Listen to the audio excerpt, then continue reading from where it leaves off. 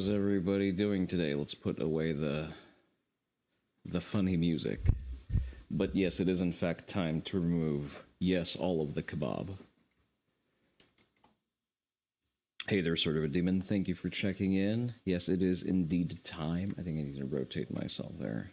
Got an unsightly little wardrobe accident on my model. I need to address eventually. I don't know what's causing that. Something is. Righty ho. Let's see what we got going on today.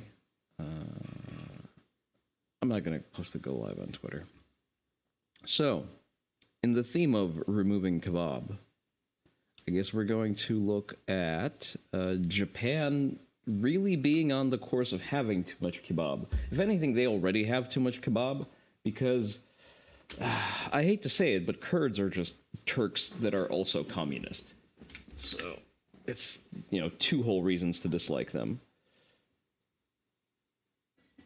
I say things like that, and then I wonder why I have trouble with brand deals.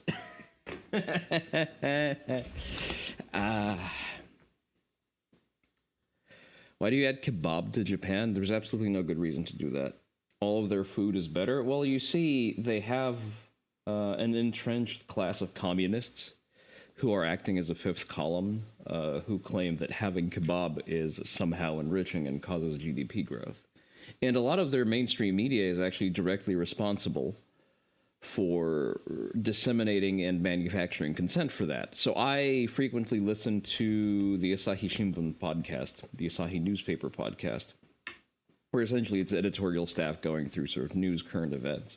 And most of it is fairly benign, it's default Japanese news, generally a little bit sort of left of center for Japanese norms, but sometimes they will very obviously just basically be regurgitating Frankfurt School shit, like up to and including entire loan words like oppression, even though they do have analogous words in Japanese, oppression, gender.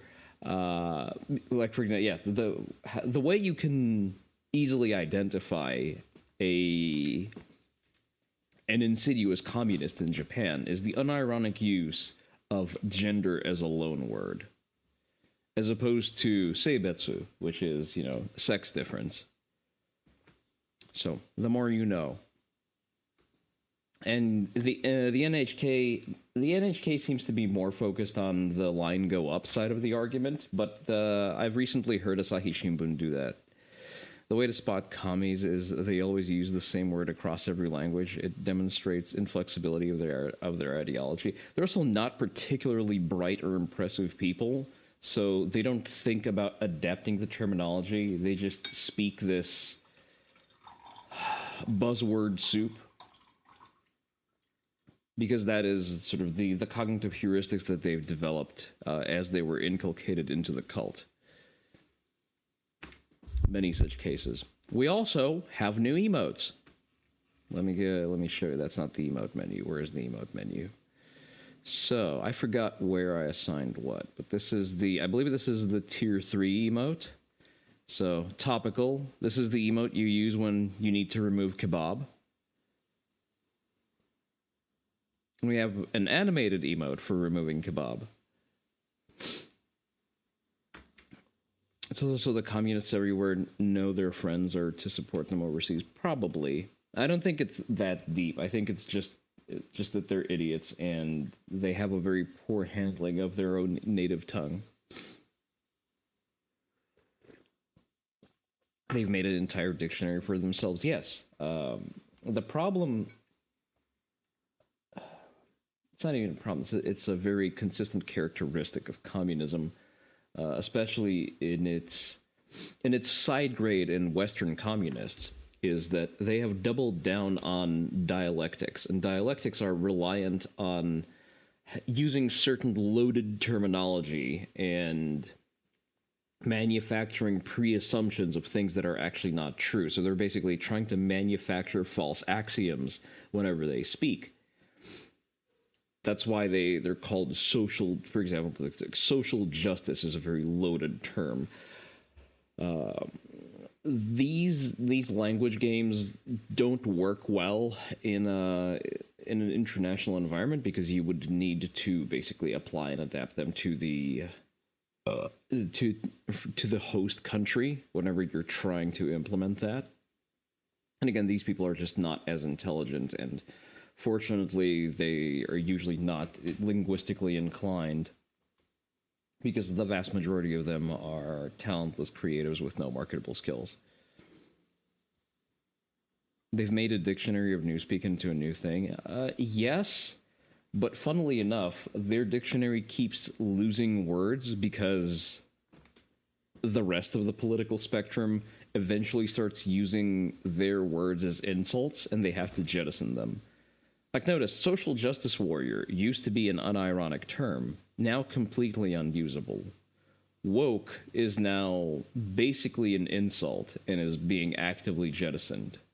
DEI is basically a slur, and so on. While for a political movement that engages in linguistics and dialectics so much, they are completely dogshit at controlling the narrative once they don't have total coverage on every media source and on every platform. And even if they do, the fact that they're offensively unintelligent exposes them to humor because humor requires a degree of intelligence. Okay, but let's get into the kebab removal news. I forget, by the way, where the new emotes go. I think I put the dancing, the accordion one into tier 1s, so it should be easier to access. And the remove kebab one, I think, is for bits. I don't know.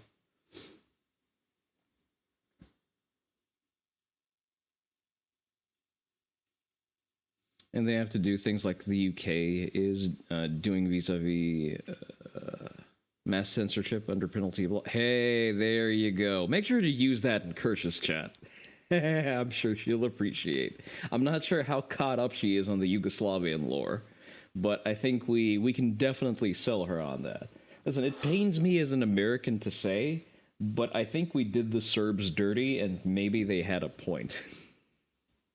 All right, maybe some of the methods were a bit overboard. But by the day, I'm becoming more comfortable with saying that maybe the multiple times accused rapist Bill Clinton may have not been entirely correct with his international polity calls. Okay, well, speaking of more reasons why we can't have nice things, Vlad Tepes did nothing wrong. Okay, let's cool it off a little bit. Not quite there yet. Should I started making redeems yesterday, and I kind of stopped halfway because I had editing reps to do. And I almost edited an entire VOD yesterday, but I have yet to still cut out all of the swearing because I can't help myself, and it's a character flaw. But I guess we can spend some time making new redeems because I want to make a tap the sign redeem, and I have a new sound redeem that I want to use. All right, so 4 African countries. I closed the page where it was explained. Damn, okay, I'm going to have to read. 4 African countries get official hometowns, a special visa category in Japan under migration deal. So, I'm not sure what hometowns means. It probably looks bad. I think it's one of those sort of township association things. Genghis Khan was heavily based. Yeah, I don't know about that one.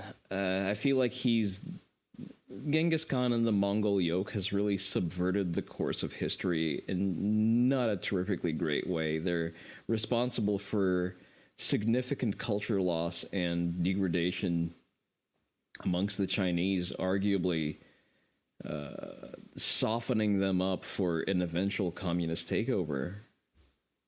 And at the same time, they've also heavily perverted Kievan Rus through the course of their yoke and by playing power politics between the different city-states.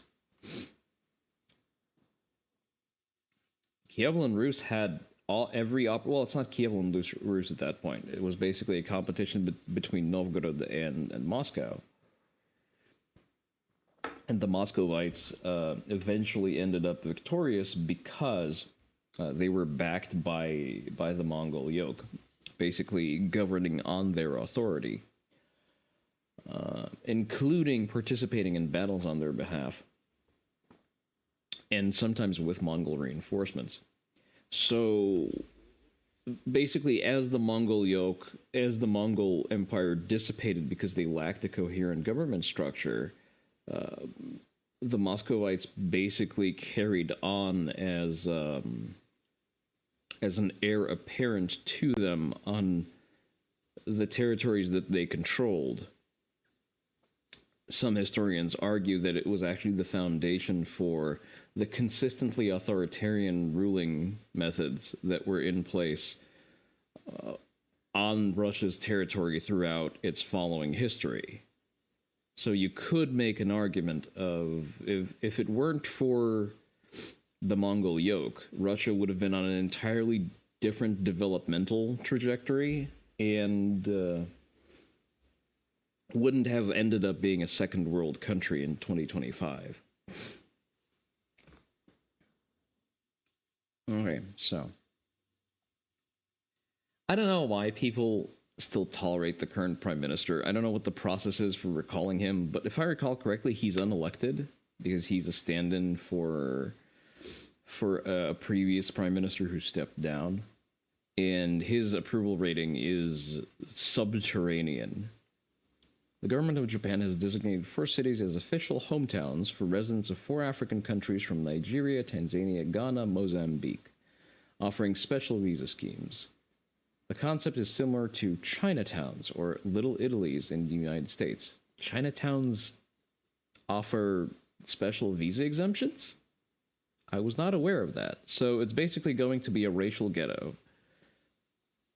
Has assigned 4 cities as official hometowns for African residents from specific nations to promote cultural and economic ties. My brother in Christ, why do you want ties with countries that don't have an economy?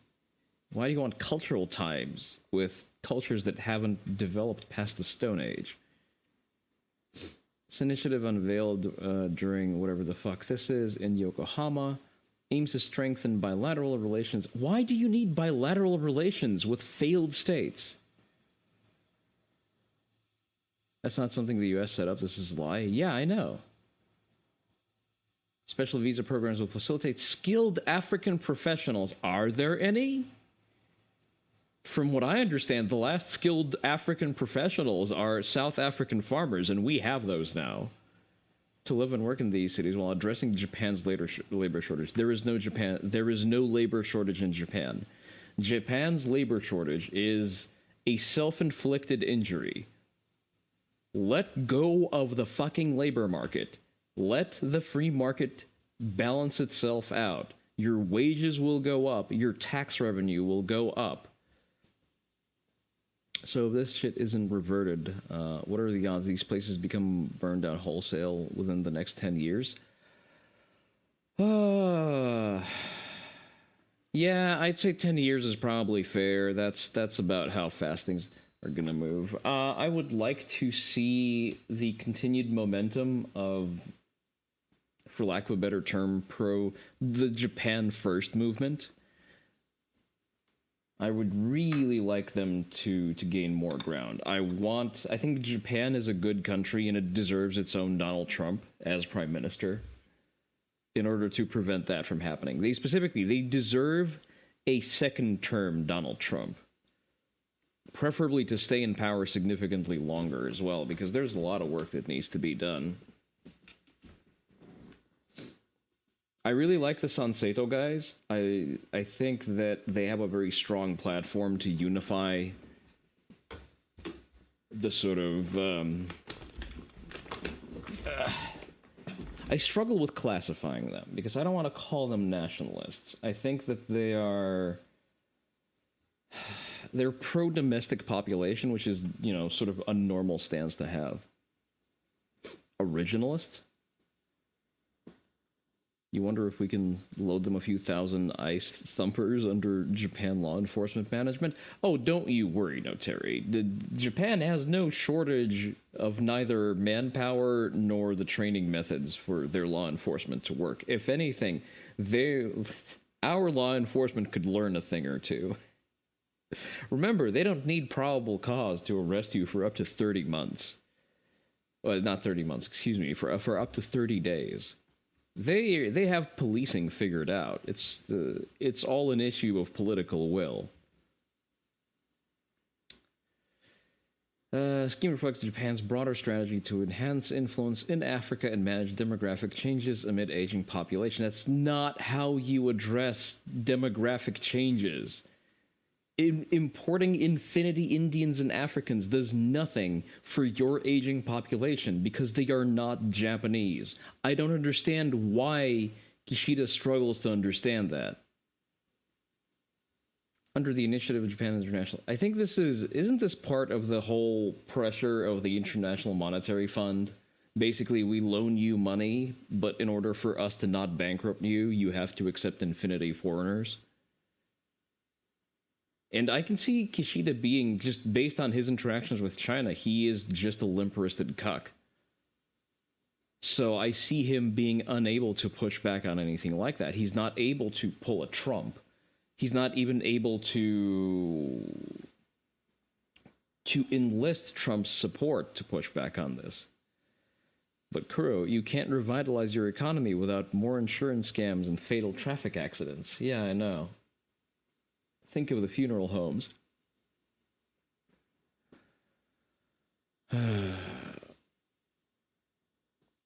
Director of Information at State House, unpronounceable foreign name, confirmed for the Nigerian side that the partnership will include special visa category for highly skilled, innovative, and talented young Nigerians. Oh boy, Shinjuku is going to be so enriched by the highly skilled bar scammers.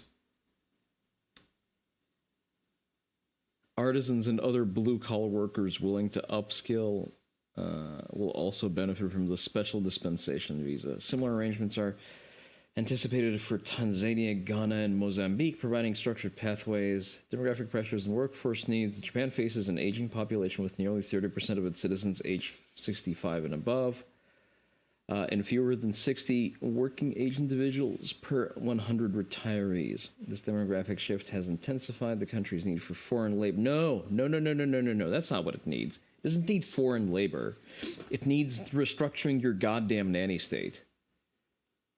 Lift income tax from people who have 2 and more children. Just do that and see what happens.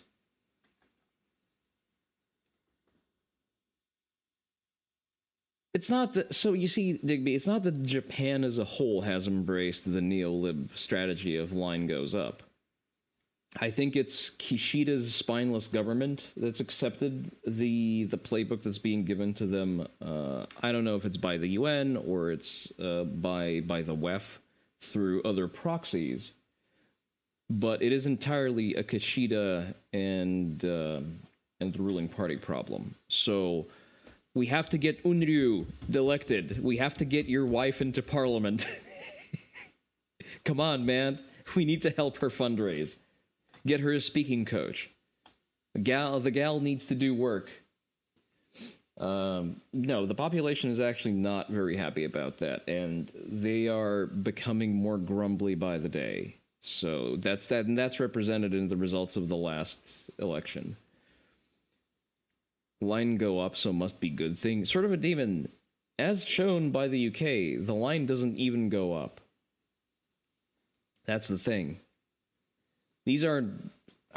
Who would have thought that people who are incapable of building good countries in places they come from are also not really net contributors to building good places to live in the countries they flee to? Apparently, people are not just identical interchangeable widgets, and cultures, backgrounds, and ethnicities are very different. Line goes down because you wind up spending millions on dealing with inbreeding. complications. At least the tops would cover their cost themselves. Exactly. Well, not only that, you also incur a lot of costs just basically covering housing for the boat migrants. For some reason, paying them allowances. Sargon talked about this recently. What is that? They get something like an average of 600 pounds of just, free spending money on top of the fact that they pay no taxes and they have their accommodations covered by the state. The inbreeding isn't even the first expense. What's the figure now? 60% of social housing in London is occupied by foreign-borns. The idea of people as interchangeable as communist as fuck in and of itself, it's categorical denial of biological essentialism by way of embracing tabula rasa nonsense. Yeah, Foucault is to blame for all of this. A street in the town near you is being bought up by Securicor to use as migrant housing. People getting kicked out of their councils and landlords. Yeah, well, see, because the hotel scheme has been found out, they're trying to cover their tracks, and instead of just sending them all to France, as they should, or fuck it, to Rwanda, that seemed to have been a talking point for forever, and no one has ever been sent. Realistically, you just need to jail the fucking human rights lawyers, put them on the same deportation flight to Rwanda along with the illegals, and problem solved.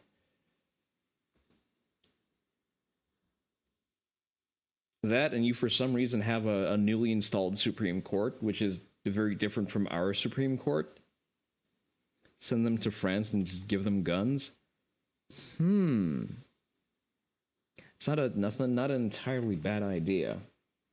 Although that would probably result in a Paris-based caliphate, because the French will just reflexively surrender. It's not like they already haven't. But as I was saying, no, infinity foreigners are not a fix for your aging population and there being fewer people in the workforce. That is a problem that is solved by taxing your young prospective families less, not creating additional demand for real estate, therefore preventing young families from, acquiring a home where they're supposed to have their children. And I guess you're just going to have to back off of some of those fucking social benefits that y'all are so used to.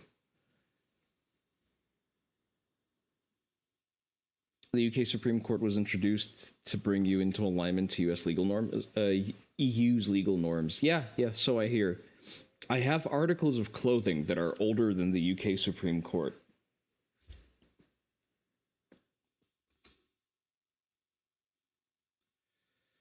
Prime Minister Ishiba acknowledges that these challenges, but emphasizes that locally rooted solutions are essential for Africa's. Who cares about Africa's development? Have you seen how much we sent to Africa as aid and gibs? We've sent enough money to Africa to just build an entirely new Rhodesia, and then there would be some left. I'm sorry, but U.S. aid is not a functioning... Dear Japan, care about Africa. How about no? I think the median Japanese person does not care about Africa. They are basically in a soft, ongoing Biden administration under Ishida. That is my sort of lasting belief. I think that they are in a place of frustrating the population to the point where they are just going to continue to vote for Sanseto and eventually just shuffle these limp-wristed libshit fogies out. The median African does not care about Africa. It's actually absolutely on point. Remember, none of the African languages have a word for maintenance. Japan's broader African strategy. The only thing you need to extract in Africa is raw resources, and people are not among them. Just leave the Africans there to dig up cadmium or whatever the fuck they get there from the dirt. Never let them enter your country. What the fuck? Find an African language that has a word for future. Something, something, click, click, slang, slang, not yesterday. It was part of Japan's strategy to enhance its influence in Africa amidst growing Chinese engagement in the... But, my brother in Christ, do you see the Chinese giving visa exemptions to the Africans?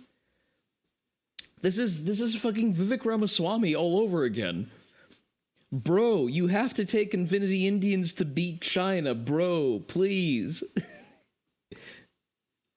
Why are the Chinese not taking Indians? I don't know. Maybe because you don't need them. Neither do you need the Africans. Do what if you want to compete with China in Africa. First of all, figure out your own shit domestically. You're in no place to exert international influence. That's what America is for. Second of all, at least do it the same way the Chinese are. Loan them money, knowing that they're never going to be able to pay it back, and then just claim all of their infrastructure for the money that they owe you, plus interest. That's what China is doing. China is not letting them into the country. Are you fucking insane? Did I see that video recently about how the futureless African concept is actually philosophically correct? No, I have not seen that video, and I'm pretty sure that I would claw my eyes out trying to not drop a slur. Holy Ilhan Omar, Batman. The Chinese are not doing well off their investments there. Well, at the very least, the Chinese are not importing fucking Africans into China.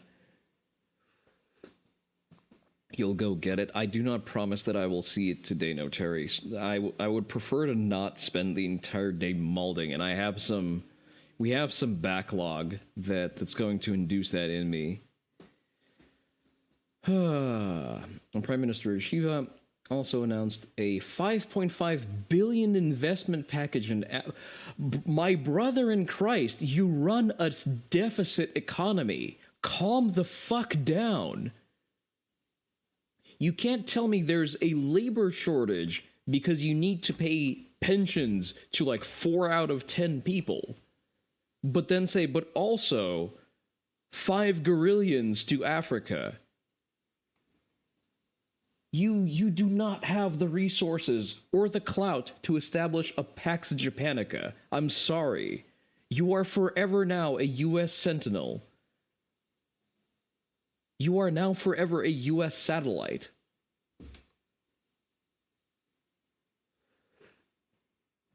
Unless the plan is also to drop the sun on Africa 3 times. In which case, okay, we can discuss that. But you do that before you invest the $5.5 billion, you know? It's kind of a... Otherwise, it becomes a self-defeating exercise. Highlighting private sector-led sustainable growth, youth and woman empowerment, and regional integration as This is no offense, but this sounds like some fucking commie gobbledygook. This has commie lib shit. Sustainable growth, communists in suits, yeah. Young women in empowerment. Who gives a fuck? Like, these are neo-lib concerns. You get to that point after you have a functioning society. Yeah, listen, if Ishida's government is not ousted, it is completely fucking Joru. They're just going to poison Japan. That's it. They are going to ruin the country.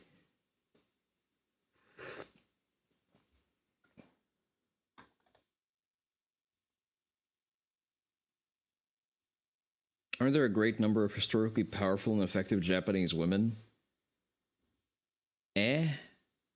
Like, I don't know, maybe a few.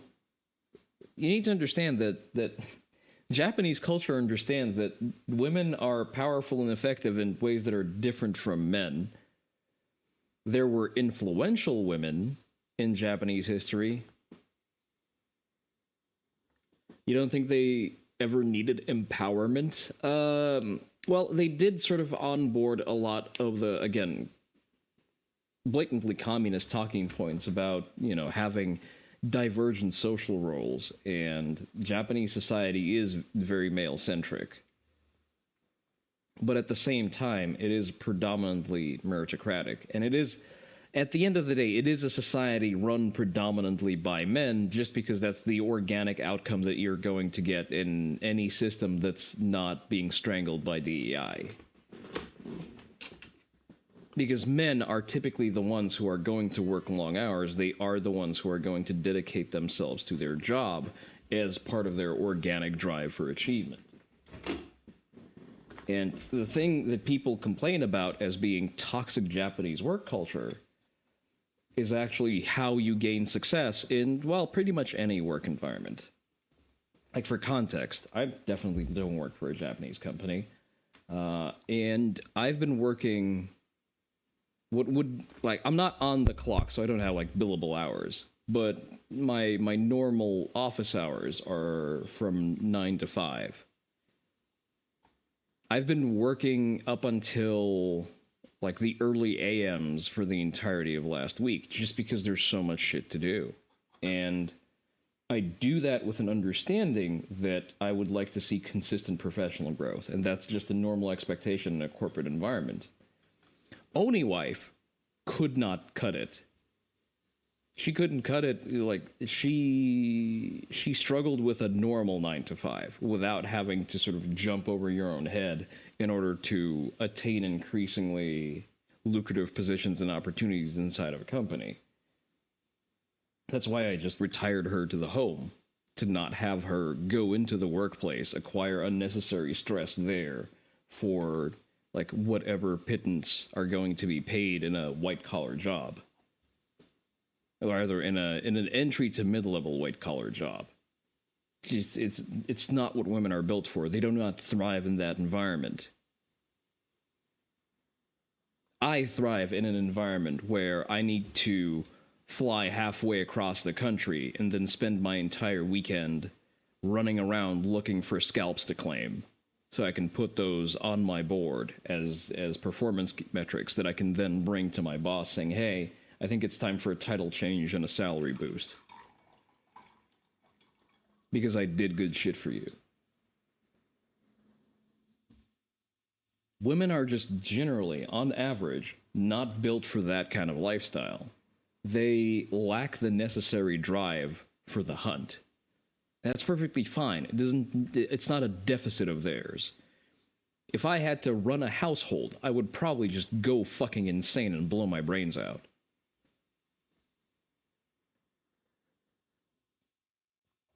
The act of just, remembering the day-to-day of operating a house in the same way that women are capable, no, absolutely the fuck not.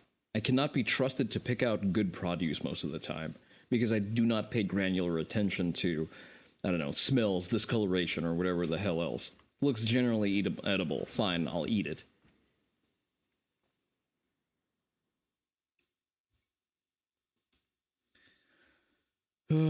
Benefits for Africa. According to Foreign Name, the 4 cities will foster a foundation for two-way exchange for manpower. Wait, I thought... Whoa, hold the fuck up.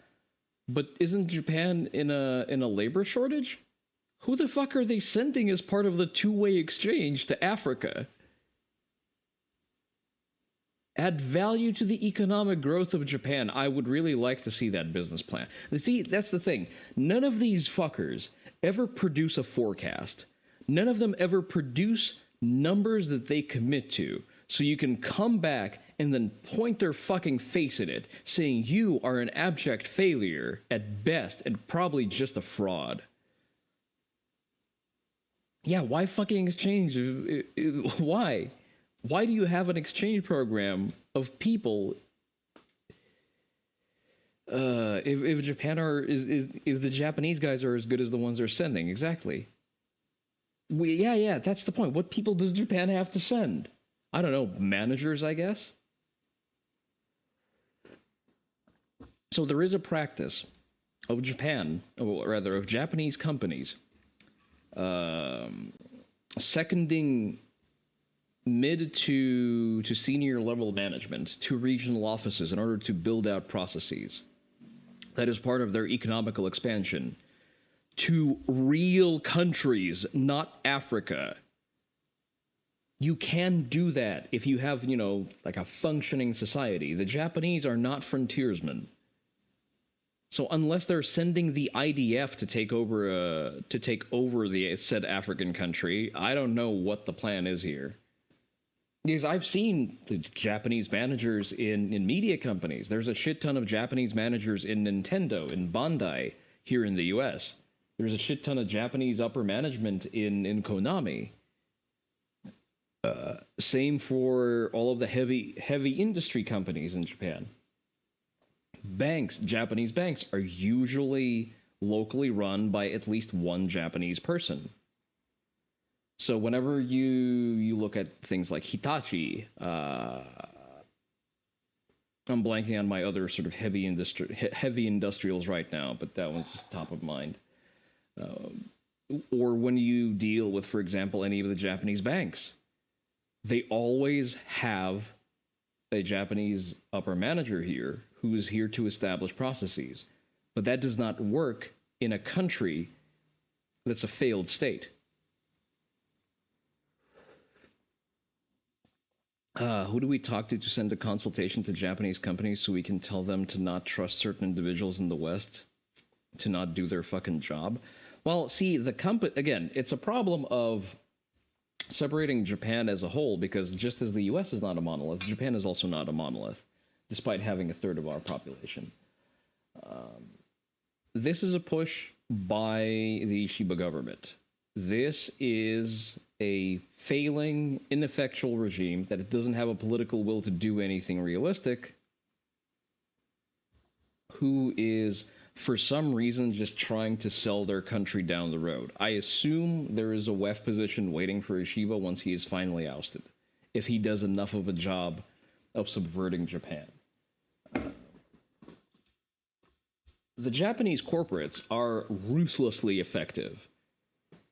You do not need to tell these people how to run their business. Oh, they fucking know how to run their business. They've been doing that since the Meiji Restoration, whenever they had to pool their money to prevent the poors from taking over. Don't you worry, they have that shit on lock. And mind you, there are already programs for importing actually high-skilled labor. They're called venture funds. And startup cities. Fukuoka runs an entire city whose entire purpose has been remodeled into importing high-tech startups, letting the founders stay, letting the founders naturalize. Founders are usually like two guys. They're usually like two Eastern European guys with tech degrees plus their wife. But they have to hire Japanese people for those companies in order to do that. The scheme already exists. We have the technology for importing actually high-skilled labor.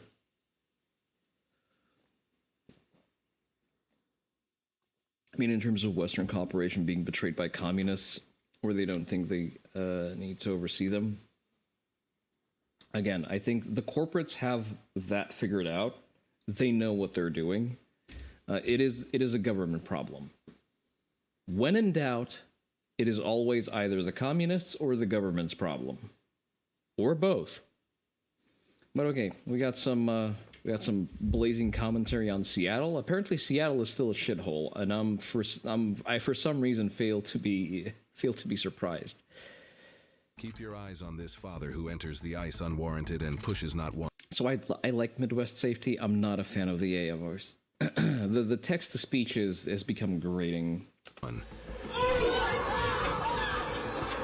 But two 14-year-old juvenile referees. Officers were called and quickly fined the man in traffic after he left the scene to get the full... I mean, that is dead-ass assault.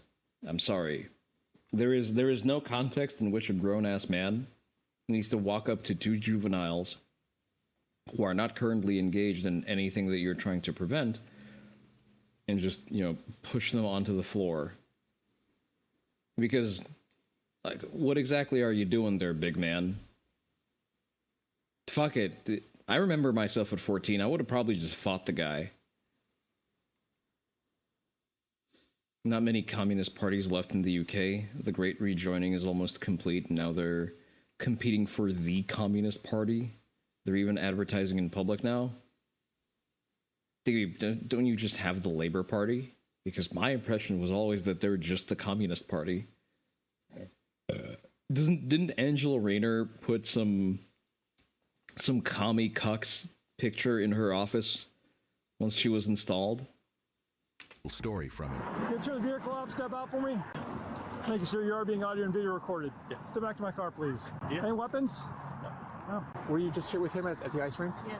Okay. So, like I said, we are recording. Do you know why we're talking? All the tops like to pretend to be commies. They yearn to be the Politburo. Well, I mean, they are the Politburo.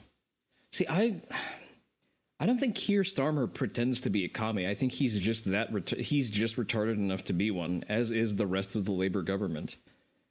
You? No, you tell me. No? Okay. Just stand by for a little bit. Thank you. Anyone else that matches the description in there? No. Before we... Like, I don't think Ash Sarkar is...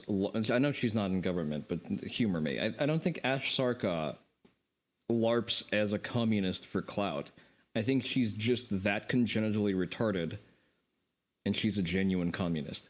Before we talk more, I'd like to read your rights, okay? You have the right to remain silent. Anything you say can't be used against you in a court of law. Do you understand each of these rights I've explained to you? Yes. Okay. We're here about a disturbance at the Kraken complex. Do you have any first-hand information about what happened?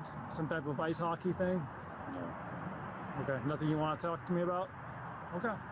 So this is your opportunity if you do want to talk to us, because we're going to talk to other people involved, witnesses and stuff. Is there anything you want to tell us about what happened in there? Okay. We had a call about an assault, and the person who witnessed the assault described you, and then also described the vehicle as. So I have no idea what happened. I wasn't there. Well, apparently there's not just a witness. There's also a recording. Sounds like you were the person who matched the description that was there. Your side of the story would basically give us based on what? Based on happened. this. So can you tell me what happened at the? What happened? My kids playing hockey, and then another kid started punching him. Okay. So I came over, and then I grabbed my kid not to play anymore, and I pushed the refs. I said, you guys have to start making calls to prevent these issues. So I stepped in the ice, and I don't know if I'm allowed to step in the ice or not. Okay. Yeah, but I was, just trying to protect my kid and take him out. Hello. Hello. Are you a witness? SPD, coming up. Hi. Is that the guy? Yes, it is. Yeah, he Okay. assaulted 2 juvenile referees, Okay. shoved them across the ice. Back injury, is very shaken up. So I didn't hit him. Is your kid with you right now, or What is it? is your kid with you right now? It's with me. He's there, but I don't want him to get all worried. You know what I mean? Okay. Like with the police and all that. Sure. You don't want him to get worried, so that's why you got in a fight with 2 teenagers? Okay, gotcha. So you legitimately just wanted to flex how you're a big, strong man from... I guess that's part of the course in whatever shithole you're from. Your commies are funny. After the collapse of the USSR, the commies and the UK started fighting over money the KGB had sent them and huge property portfolio they had built. The UK Communist Party split up into factions based on who had control of what assets. Now all those old boomers are dying and the younger guys don't know why they were feuding to begin with. So the parties are merging back together. Isn't Corbyn forming some kind of neo-commie party? You know what I mean? So I don't know if... But he got punched. Yeah, I'm an AI, but I'm here to talk apps. Real apps you can build in minutes with Base 44. He got punched multiple times by a player. Okay. And I go in. Corbyn is doing his own unrelated thing, mainly with Muslims. I mean, he was a consistent terrorist supporter, so I guess that's on brand. Inside, and I say to the referee, why you not making these calls? You need to prevent this from happening. That's what I did as a father. Brother, you didn't say shit. If you are a kid, if you are a father, you probably No, understand. I totally understand. Anybody. I understand the instinct there, and I understand. I mean, that's kind of what I'm paid to do is intervene when I see violence going down. That's kind of my job. So, I guess when you said that you didn't hit the referee, I did not hit him. Yeah. Okay. But you said that you pushed your way into. I shot the referees and I said, yeah. Where was the referee in relation to the fight? Ice. In the ice. How close was he to the fight itself? My kid, the referees, everybody was just everybody a scramble, everybody there. Okay. Yeah, so I make myself into the ice. I don't know if I'm not allowed in the ice or not, but I was going to grab my kid. What do you think the referee was doing while you were? Nothing. They were not doing anything. I'm like, you have to take control of this game. Kids are gonna get hurt, and my kid just got punched. Yeah. I mean, it is hockey, my guy. It's sort of par for the course. One second here. Well, you can talk here. Oh, we're gonna talk over here.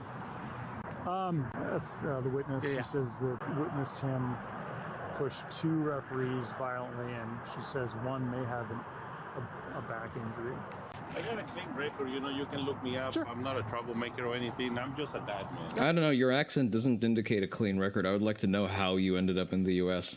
My cat is getting punched, man. I'm just trying to get in there and get my kid out of the place. I understand your motivation, but I am going to have to write a report on this whole thing. Do you mind if I get your ID? Yeah. Thank Whatever you need to do is fine. I just want you to.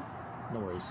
Yeah, I'm not like somebody who's looking for fights, man. Yeah, and you're saying that you never pushed or shoved or assaulted The ref, anyone? I pushed the refs around to get my kid. Okay. But I didn't punch him anymore. Your kid was nowhere in the vicinity of the refs, though. I didn't punch him. Okay. So I grabbed my kid, take him to the locker room, change, get in the car, go. Okay. Here's the other thing though too is that you as an adult kind of having all this information at your disposal and being able to make a better decision, and then also having the size and the strength of an adult going into a child's game, and to protect your son. I understand that, but you also have to understand that everyone who's inside that rink is a child. I understand, yeah. So you using your size and your strength, there's a fine line between. I see what you're saying. Even though your reason may be valid, you may want to temper the level at which you go in to protect. Just like I would. I mean, like if I were trying to break up a fight between children, I would not go all out because I am much bigger, much stronger than everyone there. Yeah. What timestamp was that where that occurred? The witness now shows surveillance footage of the man pushing the 2 juvenile referees. Okay, yeah. I'll show you something.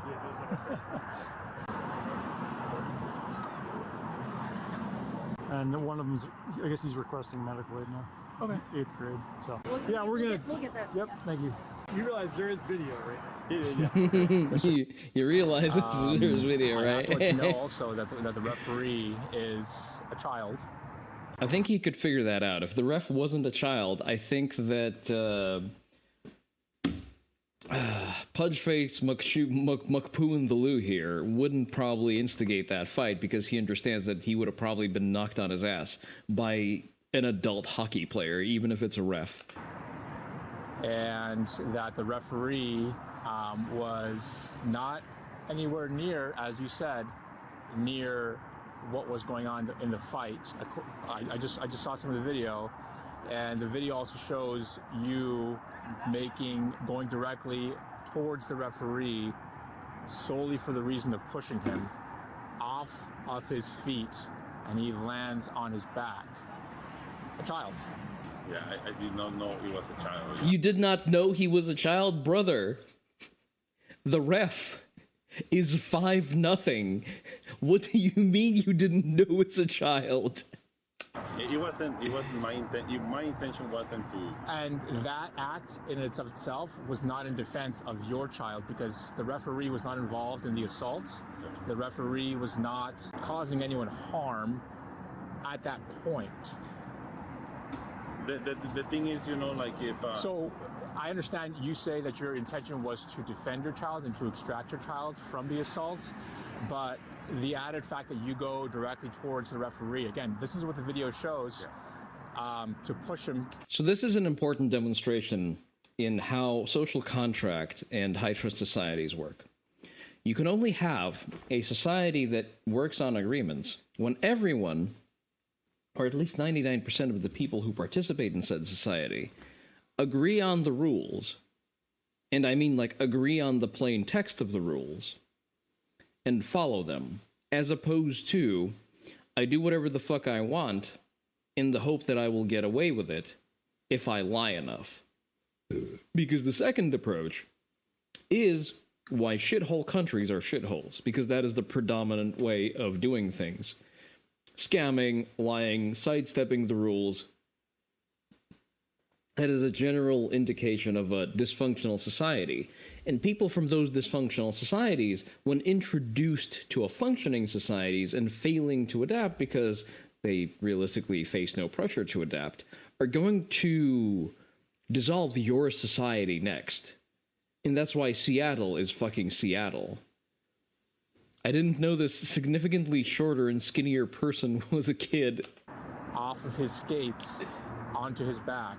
That's the problem. So, Mr. Here's what's going to happen. The level of injury is going to determine the seriousness of the crime. Right now, as far as I know, no serious bodily harm to him, but I'm not a doctor. If he goes to the hospital and...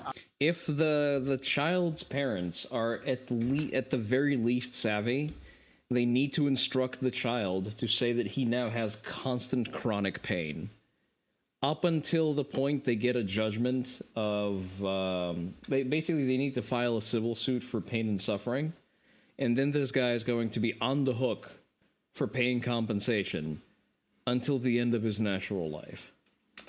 It's determined that he has broken bones or he has a serious bodily injury that could lead to felony charges. And right now, as it stands, I am going to be documenting this. Right now, I do have probable cause to arrest you. However, it's a misdemeanor right now, and I will leave it up to the prosecutor's office to determine whether or not they're gonna file charges against. Wait, so dude comes up, assaults 2 children. Well, it's a misdemeanor, so I'm not going to arrest you. What? Are you going to run his immigration papers? Are you like what? You for assault. Yeah. So you will likely be getting contacted by the court soon. I have nothing else. Okay. Well, we're going to talk to some other people and get this. Good? Okay. Good to go? Okay, thank you guys. Thank you.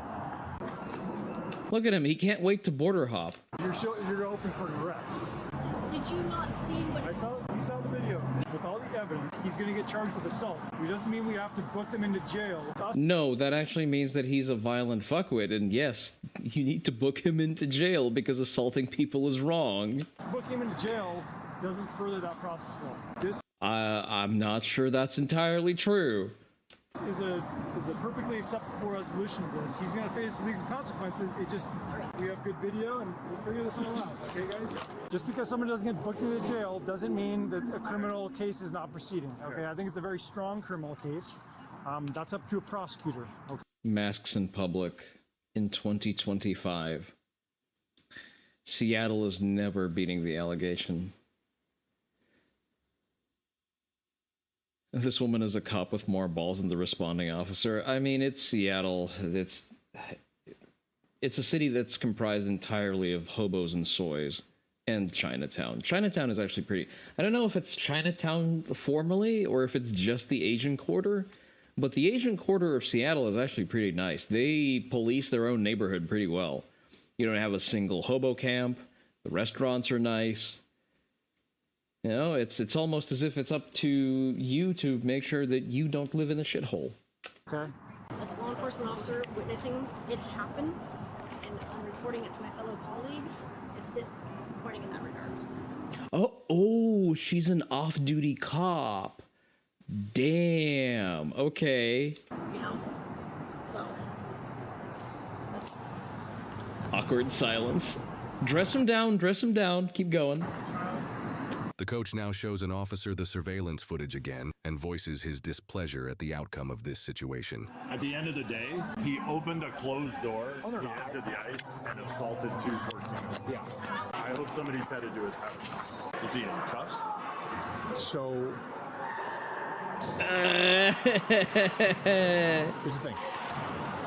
We have him identified. We know how to get in contact with him. Okay, If I and? punch Justin in the face right now in front of you, I would be gone in cuffs.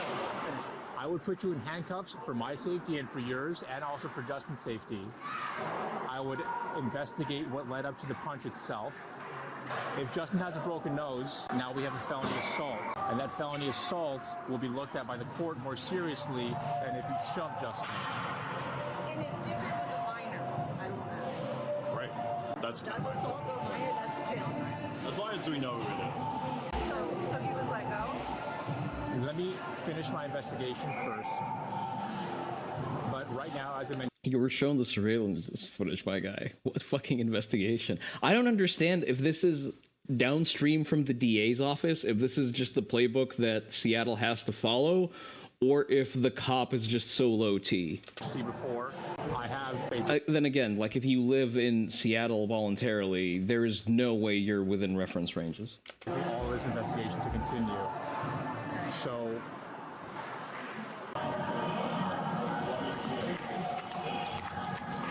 While officers determined there was probable cause for 2 counts of misdemeanor assault and didn't arrest him, the suspect later took a plea deal, pleading guilty to the assault but avoiding jail time. He was sentenced to 80 hours of community service. There is a reason police should always arrest people at the scene when they're suspected of an assault. And it's not about making a show, it's about accountability, because if the evidence is there, cuff the person and let them fight it out in court. And I know from personal experience that waiting to arrest someone for a crime that they clearly committed sends the wrong signal. You want to see remorse, hit them with reality now. You want behavioral change, let them feel the cuffs while their adrenaline's still dumping. Because delayed justice breeds entitlement, and it gives offenders time to rewrite their version of the story, and it turns them into some type of misunderstood hero. You give someone space and they'll fill it with denial, but you arrest somebody on the spot while the lights are still flashing and witnesses are still talking, and they get a front row seat to what accountability feels like. Look at the disturbing shift that's happening now and how people interact with each other, and unfortunately police usually show up to untangle the aftermath. To wrap this up, the same principle shows up in parenting. When a kid breaks something or lashes out, you don't pull them aside 3 days later to talk about it. That's not discipline, that's a history lesson. If a man in his 40s still thinks it's acceptable to storm into a youth sports facility and use physical force to assert control, then the message he missed as a kid needs to be delivered now. Because the law can't be something we schedule, it has to be something we feel.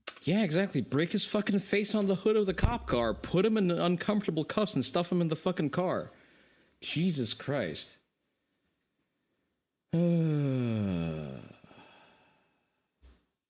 Alright. So this is a funny video that came across my recommendation feed for some reason. And this is, you know... Yes, this is me pointing and laughing at women again. I'm sorry, I will cease to do so once they stop providing the source material. Where you grew up, that guy would go to jail, then the hospital, then back to jail. I'm trying to think of what would happen where I grew up. I think he would have probably gone first to the hospital, then he would have been cuffed while in the hospital, and then he would have to just go to jail, and then he would have the shit kicked out of him even more. I want to quickly get on to your... Because, like, no other parents would have just let him leave. It's just not a thing that would happen. I want to quickly get on to your appearance recently on Lotus Eaters, friends of mine, friends of yours, and what happened there? So I've watched the show since the beginning, and I've come to know quite a lot of the guys in the office. And it's one of those things where it's really informed my intellectual understanding of the right, coming from a completely left-wing point of view, as I did. It's completely unsurprising. I disagree with some of their formulations, but agree with others. But that's because actually they're not putting across necessarily any particular point of view. That's all right, because women generally, on average, don't have their own opinion. They have opinions that are handed down to them by figures they believe to be in authority. And fortunately for her, her figures of authority are the Lotus Eaters. So that's why the commie gobbledygook is gradually being washed out of her. All the guys have their own perspective, that often differ quite a lot. Yeah, they definitely welcome differing opinions, which I respect about them. Yeah, exactly. And so because I respected that, and because they've been so significant in my intellectual formation. It's actually the very, very unfortunate lighting setup they have there. Say that it's a show that I've always wanted to go on. And so I could have asked at any time, can I go on your show? No, you want to be asked that. Yeah, exactly. It's a bit crass, but also for my own sort of achievement, I wanted to be deemed worthy of the platform and the respect and the company that I was keeping. And so I waited until I was asked, and I think 3.5 years after the show started, I got asked, and I was like, oh my God. So we went to Swindon. I had a terrific time. I got to meet loads of the guys who I'd only talked to online, sometimes for a couple of years. Finally got to sort of meet them in person. Had a really good... it was the most relaxed I'd ever felt during a podcast. I think we talked about some rough topics. We talked about Peter Lynch and Italy's immigration problem. But it was like a real high moment for me. Then I came off air and saw some stills from it, and let's just say my top could have been better. It was accentuating in a way I didn't realize before going on air. So what you're saying is, she didn't realize, of course she did. So what she's saying is, she came there with the intent of husband shopping. Nothing inherently wrong with that, but she, in order to facilitate that, she packaged herself in a mate-seeking format. Okay, let's moving on. Buttoned up. I thought it was dignified. Turns out the level of the camera just wasn't. And I thought, okay, my mistake. Catalog that next time. Don't wear that top. But then as I was on the train home, I thought, I'll just, because I never normally look through comments. Like, we all learn that very early on. Just don't do it, because it will just destroy your soul and you won't do anything. Skill issue. People are far more likely to criticize than praise you, so just don't look. But I thought, no, I feel like I know this audience. You know, I've been a part of this audience. I'll just gauge whether they liked me, because the guys liked me. I was like, okay, they'll ask me back, but I don't want to keep going back if the audience don't like me, you know. So I thought I'll see who the audience is, what their reaction is. And to my horror, almost like every fifth comment was about my breasts. Wait, so every fifth? So, and I'm going to say that that's probably not an entirely accurate statistic, but even if it is, so 20%? So the minority. Okay. and the size of my breasts, and they were just, I can take sort of laddish, you know, comments, but some of them were really graphic and really disgusting. And what really got me was the fact she's never been on a 4chan board, has she? The topics we were discussing at the time, and it didn't stop over like the hour and a half period that we were on air. It's like, fine, everyone made the comment in the beginning and then moved on. Like, that didn't happen. It was just throughout. And almost every comment that was about me was specifically about how I was dressed. Well, apparently that was your only contribution to the live stream. I hate to break it to you, but generally, the live stream commentary audience is not predominantly filled by deep thinkers. They're there to react sporadically to whatever is immediately presented on screen. And apparently the boobs, I don't recall. I usually listen to the Lotus Eaters rather than watch, so I don't remember her episode, at least not offhand. So the breasts couldn't have been that good. And yeah, so from start to finish, we're talking about the rape and murder of Italian girls. We're talking about the suicide of Peter Lynch, who is, you know, a political prisoner in some significant sense, who killed himself in prison after carrying a placard at a protest against Axel Ruda Cabana and mass immigrations. So it was a serious topic, and so it in some way shattered my perception of the right wing as I had built up. What? Yeah. It's not tarring the whole right wing, but there is a subsection who... Okay, so for one, I'm not sure I agree with classifying the Lotus Eaters audience as strictly right-wing, nor is terribly representative of the right wing. Can be quite but misogynistic. I think that the Overton window in England is shifted so far to the left. It's actually very difficult to be a genuine right-winger right now, because just the problems and the challenges that are presented to them are so baked in and adjacent to communism that basically there's no room for right-wing politics and opinions. Everyone is still busy with fixing the shit that the communists have broken. Place yourself in an intellectual forum populated by men. The men will appraise you.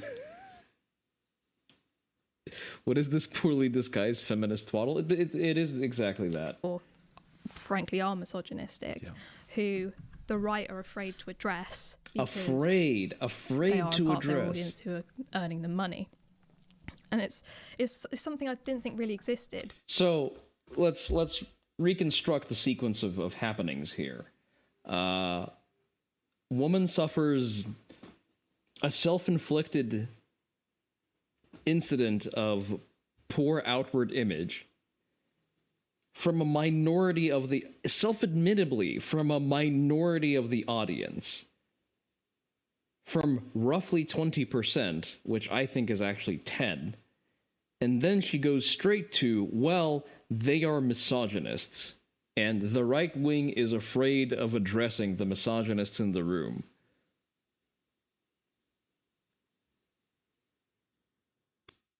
Well, I don't think that she's an infiltrator. I think that it is a perverse form of mate seeking.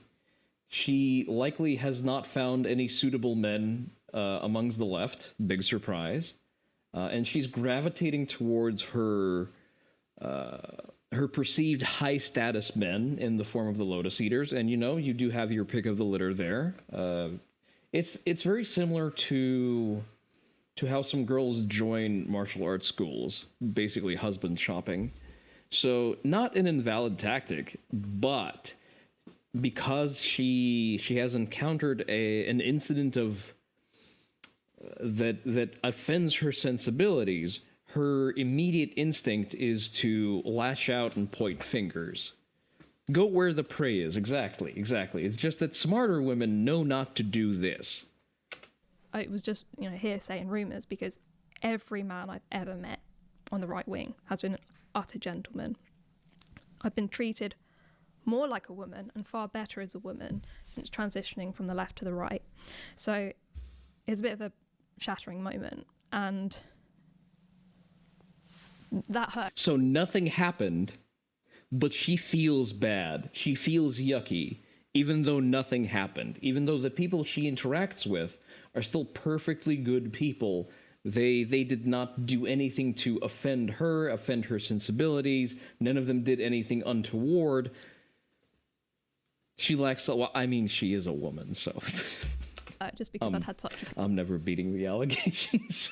good time, and to know that all of this was happening whilst I was on air was rough. I thought, but I've worked really hard to develop myself intellectually. I've studied for years. I've been... You've obviously... You still have quite a bit of work to do there, honey. To Cambridge University, and when push comes to shove, all people can talk about is my physical appearance. I guess that was...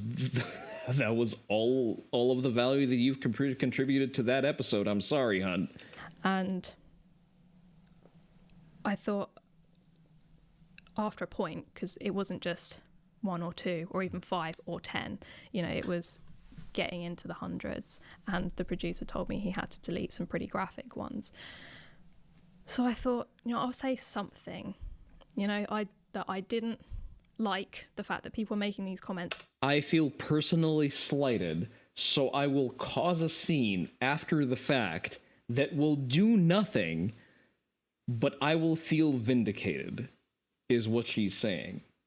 I want to shit steer because I feel yucky. Whilst we were talking about something so serious, I got a big backlash from that, including from the guys at the studio, and that in itself was a shock, because I've watched and listened to hundreds of hours of them, and they always talk about gallantry and no, you've got to treat women right. You can't just say get back in the kitchen, while some women want to be in the kitchen these days and feel deprived. There is a difference between saying get back in the kitchen and trying to tone police a space where you obviously don't belong. There is a very stark difference between the two things, and she is drawing a false equivalency. You do not berate your audience for something as minor as that. Especially you don't berate them for the activity, which, first of all, is fairly minor in proportion, and is part of a larger movement of behavior that you actually want, which is chat activity. The only time you step in is when chat is about to get you in trouble. That's why the only time I step in whatever happens in chat is when one of you is about to get me banned. And that is as it should be. When people go in and say shit that I don't agree with, it stays up in chat. No one has ever seen me ban anyone for opinions, or even delete messages for opinions. That is not a thing that happened. And this is generally a key difference. This is where we track the difference between the Longhouse Den Mother and the Sky Father. Basically, she has discovered that experience firsthand. She was expecting this to be a right-wing Longhouse as opposed to a left-wing Longhouse, where Carl was supposed to step in and he was supposed to dissolve the conflict through just removing parties and failing. She was expecting to police behavior on her behalf because she doesn't feel nice. Whereas Carl likely made the correct call of, it's your own fucking problem, this is a self-inflicted issue, fuck you, no. Why won't all these strange men treat me like a queen? You know, you're pretty sure Kersha could intellectually dunk on this broad and do it while wearing a corset. Oh, absolutely. And I would be there with bells on. Not all women can. And if you want women advocating for straight white men in the right-wing circles, you kind of have to treat them with respect and not just like a piece of meat. So I thought, oh, you know, maybe if I'll... Maybe stop presenting yourself as a piece of meat. Say this, you know, one of them will say, oh, calm down, guys. All right, you've had your fun, but remember, we're talking about something serious here, and we're not going to get other women on if you talk about them in this manner. No, absolutely not. Absolutely not. Do not berate your audience for benign behaviors. But that didn't happen. And so let me translate this from woman into plain English. The guys that I was considering as prospective mates failed to cover for my mistake and for my public embarrassment. And they did not shit where they eat to make me feel good. I think I got that about right. I might have missed some of the linguistic nuance there, but the general points are there. I don't know, I was sort of grief-stricken for about 2 days. Grief-stricken, holy fuck. Can you self-report that you've not had a real problem in your life more than this? Because it really was like a culmination point for me. I felt like it was a career milestone in some sense. I'd been on all the podcasts that I wanted to, or at least, you know, I've yet to go on Jordan Peterson, but I've had an invite for about 3 years or 4 years, which I haven't picked up. But why do you have an invite from Jordan Peterson? Who the fuck are you? Yeah, so I've You're a dainty, utterly unimpressive broad. What the fuck? What is this sense of entitlement? Been told I'm completely blacklisted. I'll never be on again. Because you complained that the comments were a little bit too sexist, misogynist. Yeah.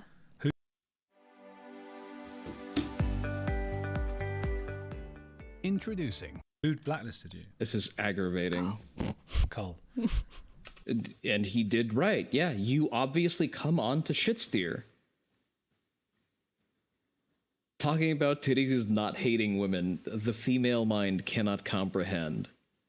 Gosh. I get it in a... See, it's shit like that makes me want to say, you know what, actually, back to the kitchen with you. This is actual fucking kitchen escapee fucking rhetoric. No.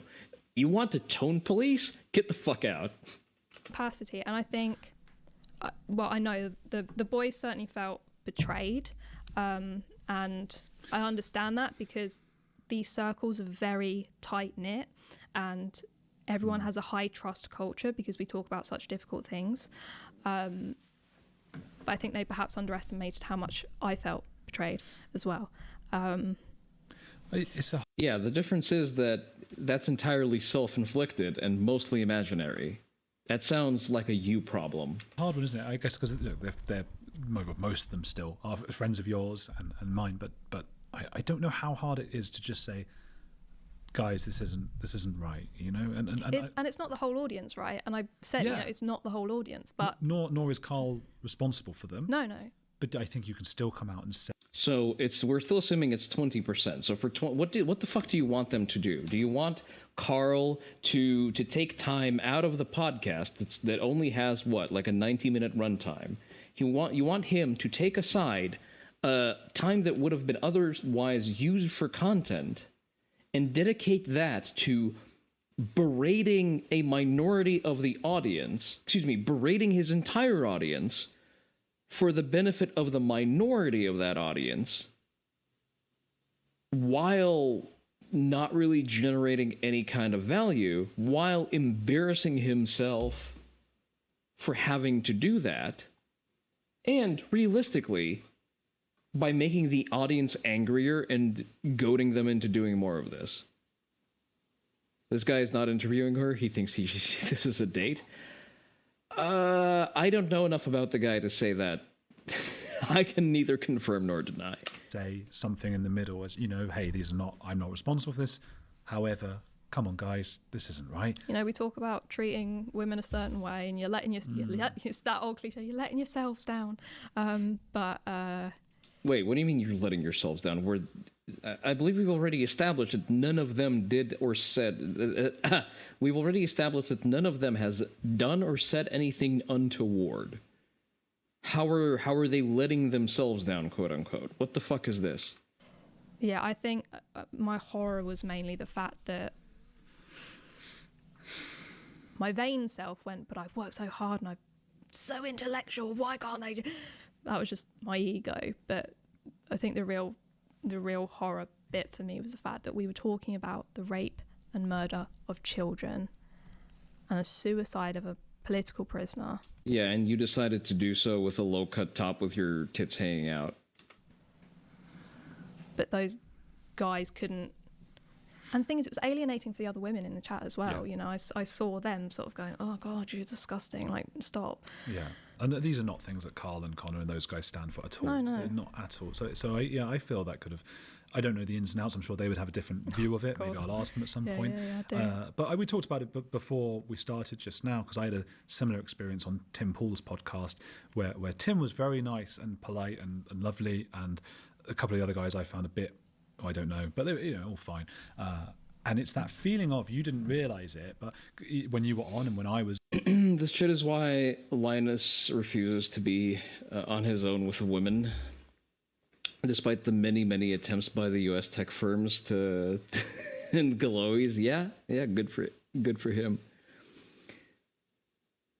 This is why you're going infiltrator. There's no way she wouldn't know the reactions unless part of her husband shopping is seeing who would jump to defend her.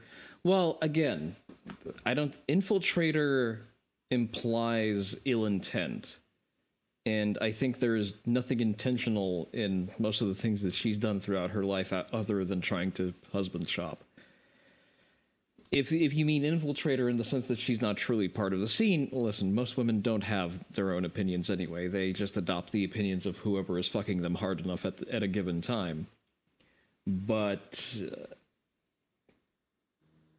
yeah, it is what it is.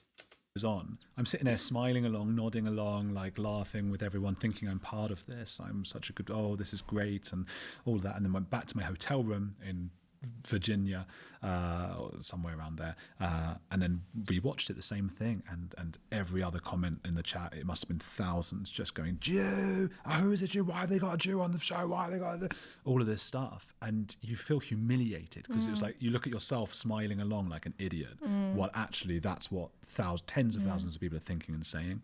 So maybe it's something that sounds like a skill issue, my guy. I, for some reason, manage to subsist on the internet just as you do. That had Carl and Connor sort of experienced a similar. Maybe they have done. I don't want to speak for them. And I only mentioned those two of the Lotuses because those. That and the scale of Tim Pool's podcast is such that yes, he's going to have the typical sort of Nick Fuentes internet crazies in his chat as well, just because it is that large of a newscast, and he is realistically the most consistent and, you know, most chemically pure source of news throughout the day. So you're going to have a very varied mix of people in that chat room, including the more unhinged elements. And that's not something Tim is supposed to police. That's not the value proposition of the libertarian right. If you see ideas that you dislike, you challenge them, as actually Tim does. Like, he reacts, he berates his fucking chat for saying stupid shit. Like, whenever he gets accused of being like an Israel shill or a Netanyahu shill or whatever the fuck else for bringing in the Jews, yeah, he clowns on his audience.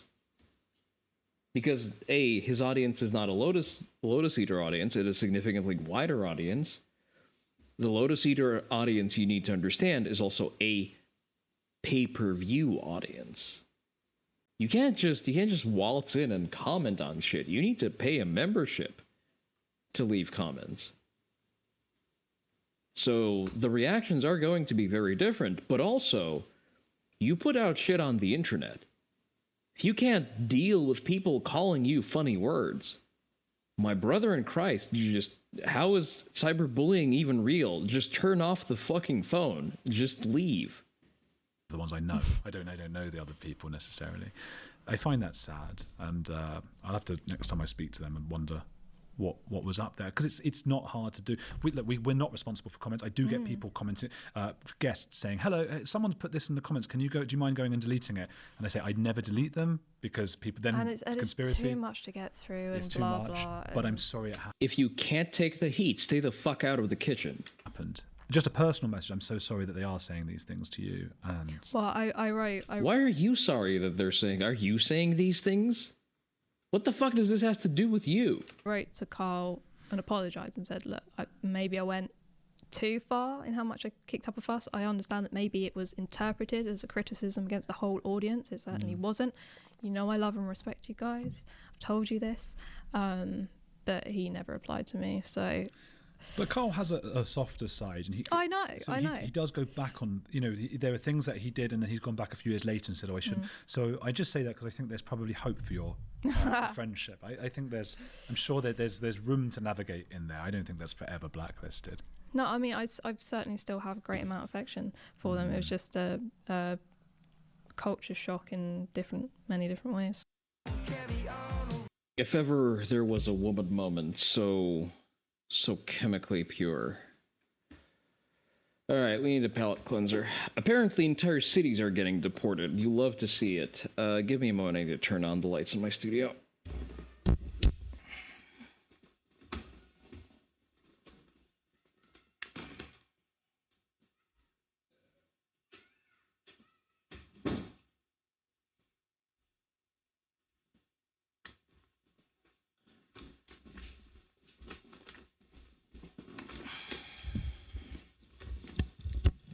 Isn't he a married man? I think I saw.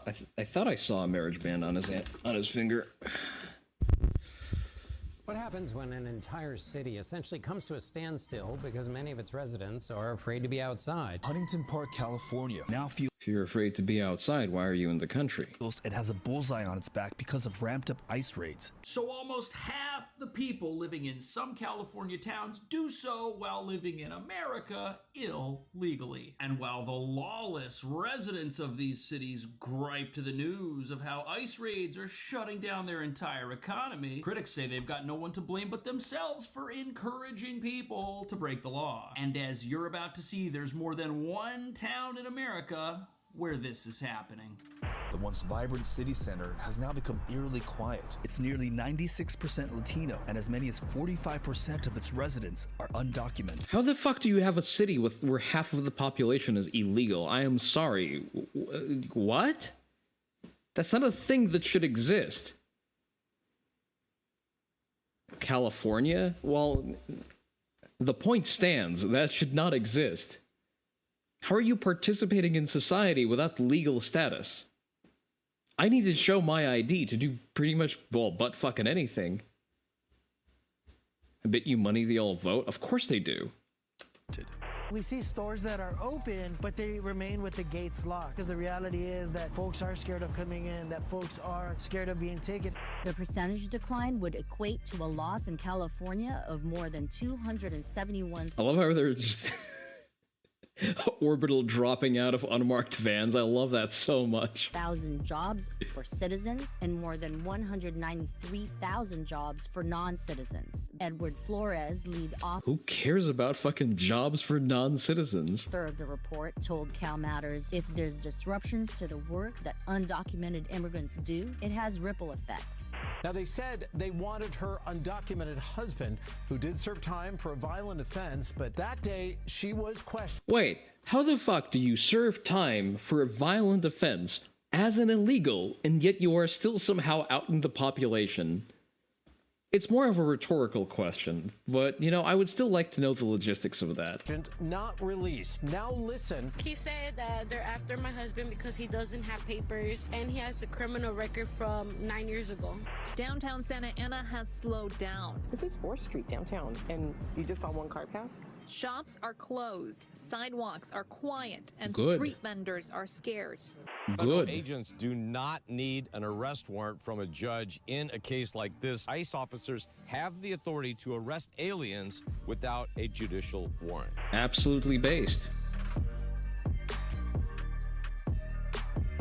So if you fill your town with fugitives, don't be surprised when the worst of the worst decide to make it their home base. And what nobody's talking about is this is exactly what's happening in these sanctuary cities. And while the television might defend places that exist only because of illegal immigration, the truth doesn't. And ICE agents have been blasting open the homes of wanted fugitives Hell and raiding yeah. apartments in some of these places for months, looking for Oh dangerous boy, they're sending a whole proper fucking party van. individuals who've shacked up in these sanctuary cities for the benefits, like free healthcare and freedom from immigration checks made by local police who aren't allowed to talk to ICE. Which means you can be a gang member with known ties to international criminal organizations with a horrendous rap sheet, and if you're arrested in a sanctuary city, they'll put you in the back of a police car and release you on your own recognizance. And if ICE asks them to... You love this. If I'm on operational tempo while carrying a gun, ICE is right. DHS is hiring. I keep getting ICE hiring ads. You're the one who said you wanted to work for Stephen Miller. There's your in. Climb those ranks. Time to kick some doors down. Hold on to you, they don't even respond.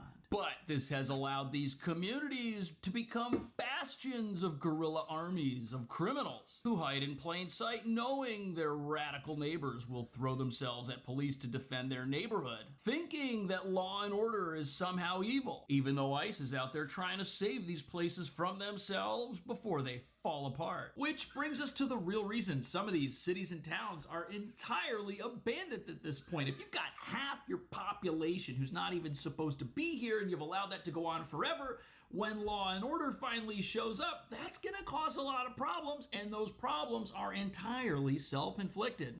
Now, imagine for a moment, if you will, the real estate prices in those cities that are actively being hollowed out by ICE. If you want to snag up some property, hot damn, that's an opportunity. I'm gonna hit fucking Zillow after this. and look at investment properties, because they're going to hollow that place out. Eventually, the town will repopulate with people who are supposed to be in the country. They're going to need a place to stay. This is fantastic, and it's going to drive the real estate market down even further. You take a gig with ICE these days, hey man, you know what? Apply for an H-1B visa. Because these places only had population growth because of illegal immigration. And when you look at all of the businesses here that are... Digby just joins a fucking recruitment call. Why do you want to work for American DHS? I just hate the fucking Browns so fucking much. Now closing and are shut down, they were all getting rich I just want to fucking deport someone. off America's open border, which reveals why so many in these local business communities say they support immigrants, a term which they use to lump together legal and illegal immigrants. But now that everyone who's an active criminal isn't coming out and... You know what? Deport the legal ones too. I don't care. What do you bring to ICE? I know what a gypsy is. They won't let me kick them out of the UK, so I'll do that here instead. Doing their shopping, what purpose do these businesses even serve? Should they be allowed to shut down so the law-abiding can start their own business? No, here's even better. I wish to deport the entire state of Michigan. Businesses while hiring people for fair wages, and all of those workers who were here illegally and lost their jobs. Well, should that be allowed to happen? And if that does happen, what would be the possible fix for that? A crowd of employees of the Los Angeles Equestrian Center huddled together Friday morning, moments before they were taken into a closed-door meeting. Hell yeah. Equestrian Center employees fired for being undocumented. Nature is healing. Even LA businesses are jettisoning their illegals. Or they say they were all fired because of their immigration status. Oh yeah? What are you gonna do? File a labor complaint? With what fucking ID? One way to look at what you just saw is that a company no longer has any workers. But why would they have fired those workers if they didn't think they could get new? Let you burn California to the ground. You'll do it for free. Digby arrives to Michigan, calls to prayer stops abruptly. New people to legally fill those positions. This reveals that there are many Americans and legal permanent residents out there just lined up for the very jobs that have been stolen from them. Plus, a recent study that's supposed to make us all feel bad about what ICE is doing estimates that the job loss that's supposed to make us all feel bad about what... Your freedom is tied to my... No, the fuck it's not. You're not supposed to be here. Fuck right off. What ICE is doing estimates that the job losses to regular citizens are almost the same number as the job losses from illegal immigrants abandoning their posts, which means any unemployed local residents could just fill these newly available positions. But that might not be possible in certain parts of America where a critical mass of locals now no longer want to hit the streets. So how has the community here responded? I wonder if you can work ICE as a part-time job, you know, like intermittently. Can I take PTO and just go door kicking as a funny side quest on the weekends?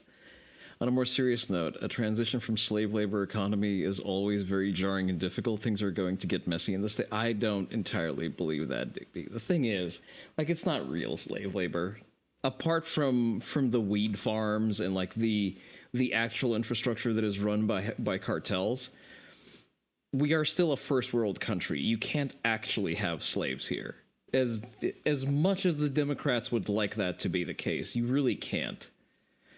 The people who come here, they come for a life that is tangibly better than the one they can aspire to in Mexico, and that basically just includes them working for cash that's very little, that affords them a standard of living that is still better than Mexico. It's just seen as not entirely optimal for someone in America. But given that they don't pay fucking taxes, who cares? In the UK, you can join the Army Reserve with your employer required to keep paying you. Tell them I speak 3 languages. They'll ask what your signing bonus should be. But I like my job, no Terry. That's the thing. I like my job. I don't want to leave it. If I can do operator shit on the weekends for a little bit of extra money, I'd consider that. To the ongoing raids. They're scared. Jonathan Sanabria sits on the city council. He also grew up here. We are a target for them because we know that they are stereotyping. Slave market in this context you're applying is submarket wage cost employees. Yeah, fuck them. I'm sorry. The thing is that the low cost of wages is going to have to balance itself out, just like with the tariffs. The thing is, the businesses just ended up having to eat the difference. China just ate the difference on the tariffs. We did not see a price spike in pretty much fucking anything. I placed an order from Starforged yesterday. I'm not paying tariffs. They pay the tariffs for me. I paid the same $70 for my Warhammer slop as I would have paid anyway. Same here. You're just going to have to employ fewer people. You're going to have to streamline your processes to maintain your profit margins, or you're going to have to take a cut to your profit margins. But if you're not capable of running a business effectively without, severely undercutting the economy and stealing jobs from the locals, well, I guess you don't deserve to have a business in the first place, and fuck you. And they're racially my profiling goodness. us, and they're targeting folks that look like me. Sanabria took us along Pacific Boulevard. I would like to see this guy's papers. Huntington Park's main commercial thoroughfare. This is the new Ramoa Carry-On Plus. I'm just kidding. I hate the fucking ASMR grift. This is a Monos. The once vibrant city center This place is empty, eerily though. quiet. Jose Lomelli is a longtime resident. I remember Pacific Boulevard was always packed, but since the raids have been going on, it's a ghost town. You hear that? A ghost town. But let's get one thing. Yeah, exactly, Digby. If you can't afford to operate a business without relying on exploitation, your business probably shouldn't exist. Yeah, literally this. Straight. They've already told us that about half the people who live in this city, Huntington Park, are in the country illegally. And this guy, this politician here, he's not being truthful because he says everyone's scared. Nobody wants to come out, but he's out. And then they find another guy on the street who's out. And then they say that, oh, everyone's being racially profiled, and that's Why is there a Spanish language billboard in America? why nobody feels safe. But here they are walking around feeling safe. And this is You know what? Again, like Sargon makes good points, and sometimes he makes those in very quotable tidbits. And my favorite one so far is that no American should suffer the indignity of having to learn Spanish. I love that so fucking much. I love that fucking quote so much. obviously false. ICE has zero power over someone who's not attacking them when they do their job and who's not in America illegally. Their sole job is to enforce immigration law. If you're not in violation of immigration law, you got nothing to worry about. Everyone knows this. Yet there's a massive effort right now to make it look like ICE is just out there arresting the wrong people, which isn't true in the least. And as you're about to see, all of these job losses that are taking place, well, they actually... Part of you wants us all to speak Spanish, though, less cultural contamination from the U.S. See, the cultural contamination you get from us doesn't have to do with us speaking English, Digby. It has to do with us owning the world. So if we were to speak Spanish, so would you. That's what happens when Pax Britannica was replaced by Pax Americana, and you know it. You never learned Spanish because you want to be as disconnected from the scumbags sharing your ethnicity as possible.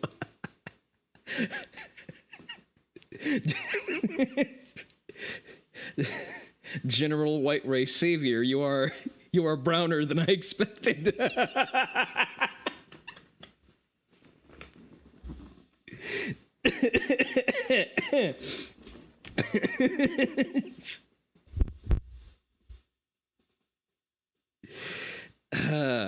Strange, I don't remember us being a Spanish-speaking nation. That's true.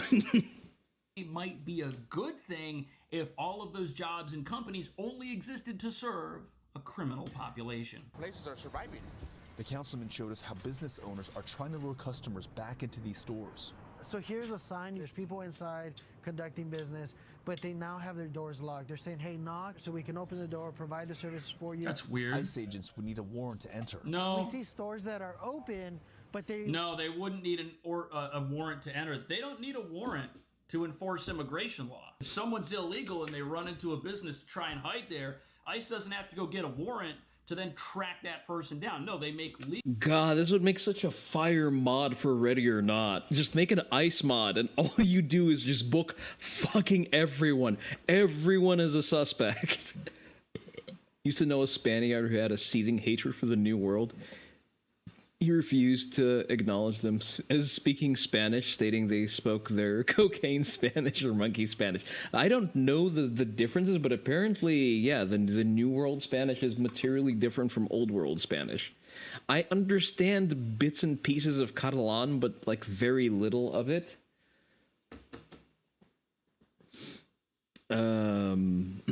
All you're saying is if the Spanish hadn't fumbled the fucking ball, you wouldn't even have to deal with the whole reservation things. Only downside is Catholicism. I mean, listen, Catholicism made it into the US with the Irish eventually anyway. Legal arrests when they apprehend Mi scusi, but the human sacrifices will stop. fugitives. They've got permission to do this. Now, of course, they can't just raid a business for no reason, but if they're on a targeted enforcement operation, they can enter publicly accessible spaces like parking lots and such, looking for the fugitive they're after, and if that fugitive enters into a private location, they are allowed to pursue that person. But what's crazy is these businesses, apparently I think the papacy at this point has limited power everywhere. they're so terrified, they've got barriers to entry preventing people who might be walking down the street from just coming in. They're willing to shut down and sacrifice business to Good. Oh, looks like they have margins to cut. Who would have thought? Maybe they actually could run a business while actually paying fair wages. protect the fugitives that are apparently working inside of these places. Why else would they have a sign at the door that says no one can come in unless we let you in? If everybody inside was legal and nobody was violating immigration law, none of this would be a problem. But here's why job losses in these parts of the country might actually be a good thing. All of these businesses that are making money off of a criminal population, hiring workers who don't have proper documentation to begin with, possibly not paying them fair wages, well, all the extra money they make just jacks up the rent for all these businesses because now the landlords benefit from illegal immigration too. So you've got an economy that has inflated itself to a level that wouldn't exist if the criminals working in these businesses who are breaking immigration law weren't serving customers who are in the country illegally. You see how that works? It's locked. So this is another way of the Gates stores locked. protecting themselves and their customers from unwanted interactions with There are us. no customers. A woman emerged from behind the gates. She runs this bridal shop. How is business? That's crazy. ¿Cómo está el negocio? Eso? Oh, she doesn't speak English. That's interesting. I would like to see her papers. Yes. Very bad. Very bad. Because the reality is that folks are scared of coming in, that folks are scared of being taken. These places are gonna shut down. If they don't have any customers and they got the gates up like that, the writing's on the wall. They're not gonna be able to pay their rent forever like this. The Inquisition were funny, not much in common with the memes. They even told people to stop reporting women as witches because, and you quote, their official line back in the day was, there is no such thing as witches. And the other thing is nobody is being taken if they're here legally. That's a fallacy. But from the behavior of these stores, we know that the statistics pointing to almost half the population here being here in violation of the law are probably accurate. There's a 50-50 chance if someone walks up to the door of one of these places, ICE could be looking for them. Now, whose fault is that? Is that the fault of ICE, or is that the fault of the city or town that said, hey, it's okay for fugitives to live here? Come on in. Make yourselves part of the community. Let's operate like this for decades. And then when law and order finally shows up, they want to blame law and order for the consequences of their decisions and their actions. The city said it's okay to break the law. People breaking the law showed up. Now that's over. And what? It's the fault of the police? That's dumb. Publicans continues to remain high. Many of them say immigrants who've entered the country illegally should be deported. Sanabria. Let's take a quick look. I found the city, Huntington Park. So it's an LA suburb. Let's look at those price houses real quick. I've set it to sell. That's a strange language. Let's see a green card. We must always applaud the Spaniards for the Reconquista. Proof that the spread of Islam is not a foregone conclusion. Oh, absolutely. The spread of Islam can be thwarted instantaneously with enough political will. You know what? So, from what I'm seeing so far, the market is roughly twice what it is in Texas for roughly equivalent housing. Like a 3, not even necessarily. You want a video game from the Reconquista? Sorry, all you're getting is Aztec Batman. Only in LA. I mean, let's take a look at this one. 400,000. 400,000. Oh, that's an apartment. Well, I mean, 2-bedroom apartment, 400,000 in what is technically LA. It's not bad. Not bad. Is there a trend line that I can see? Find an agent, get a mortgage. 650. 3. You know what? I've seen prices like that in Austin. Pre-qualified. Is there a timeline of the prices? Boop, boop, boop, boop, boop. Climbing, climbing, climbing. And something happened. It's going down. It's going down. It's starting. We need to take a look. We need more people deported first.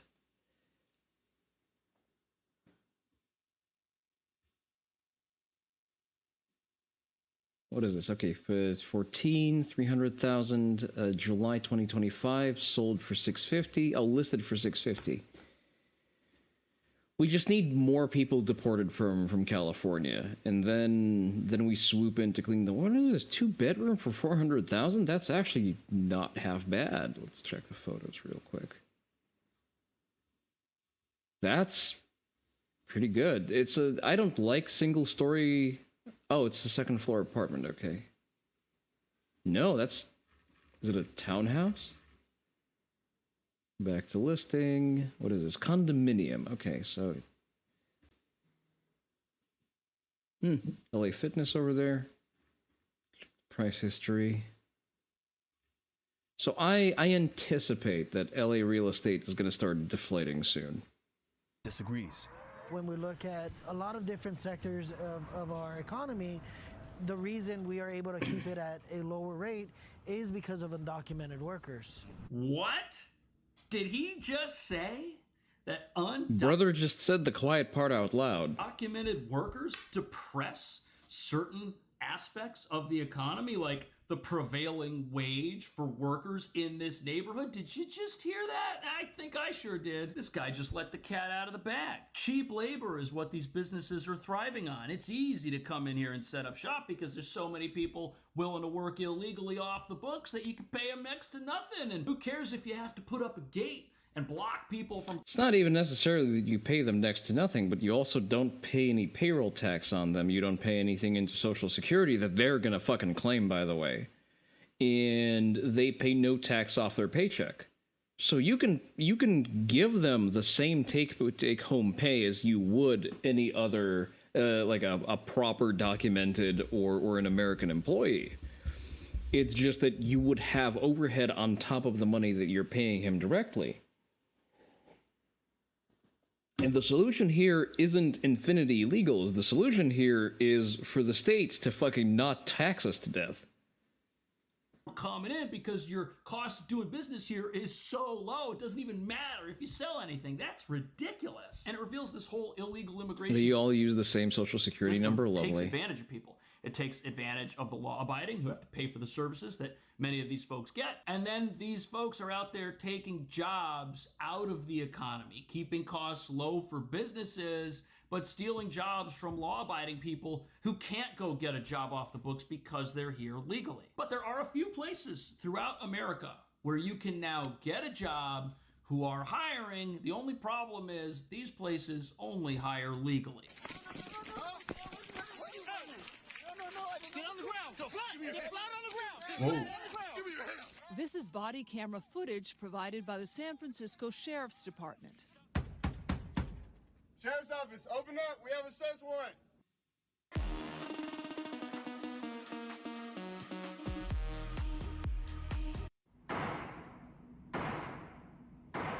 We're not here to promote them, but to show you the aspects of their work you usually don't see.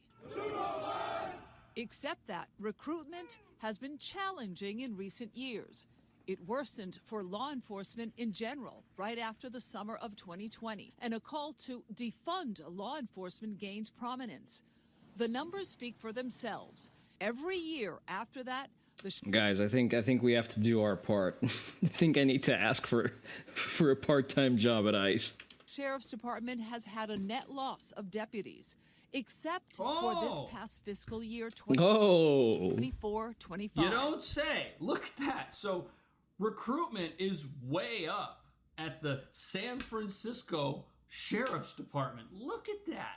Absolutely fascinating. You know what? You have a little bit of law and order start happening in this sanctuary state. You have ICE come in and start doing their job without having to apologize for it. You have the president and the American people backing that. And even sanctuary city cops are now emboldened to do their job and protect people in spite of the fact that their own laws force them to do it with one hand tied behind their backs. And it's not just happening in San Francisco. Oh no, it's also happening in New York City, where we just had one of the largest graduating classes we've had in decades. Afternoon, class. Yeah, exactly. Despite the increase, they are still short about 180 deputies, I forcing believe the it. They've been department to decimated. incur massive amounts of overtime. Last year, that department billed the city for nearly $27 million in overtime alone. Some want the overtime, others don't. In fact, their union compared the forced overtime to slavery. A recent newspaper report found that the Sheriff's Department had 19 of the 20 biggest overtime earners in the city. One sheriff is reported to have earned more than $785,000 in total compensation. What? You can earn that kind of money as a police officer with the overtime? That's insane. But whose fault is it that these cities are spending so much money on overtime? I mean, we just heard how some of these places have a population that is half criminal, who is here breaking the law every single day they remain in America. And what does that do? That causes gangs. That causes the worst of the worst to say, you know what, I'm going to go to these places and I'm going to make this my home base. You know why? Because I am Well, you see, sort of a demon, because slavery is the big bad, and it also definitely wasn't also us that had to dismantle it. totally protected here.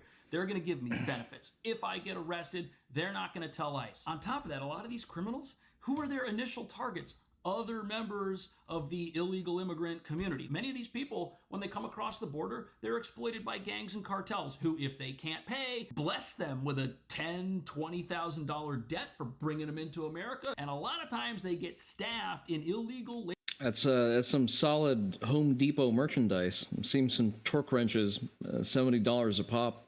So that's probably what? That's at least $700 in merchandise, just ballparking it. Labor situations like what we've got going on in this city that's decided to board itself up and lock itself down to quote unquote protect people who are breaking the law and suffering because of it. What do you think about all that? Thank you so much for watching. Oh, is there more? America's roads are infested with fugitives, but ICE and border. All right, we're good things in small packages. Let's not overdo it. Thieves have no legal protections. Yeah, exactly. What you do is start stuffing it in a bag, and if he has shit to say, you put a gun in his face. Nah. I would say, I am not your lawyer, and this is not legal advice.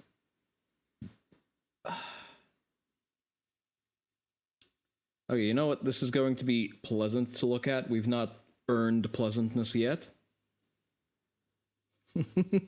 So we're going to have to suffer first. Hassan Piker. Excuse me, I misspoke. Hamas Piker thinks America might be cooked. Martial law. Canceled elections.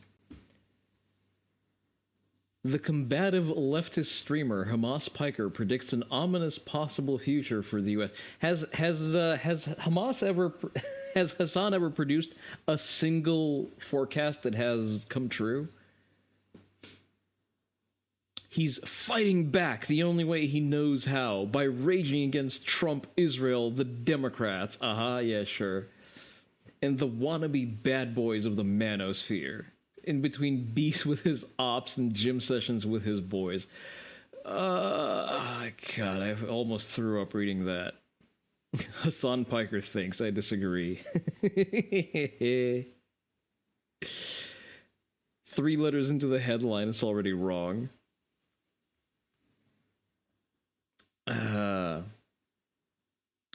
Here's how Hamas Piker starts his day. Working out, shooting the shit. It's Monday, 8:30 a.m.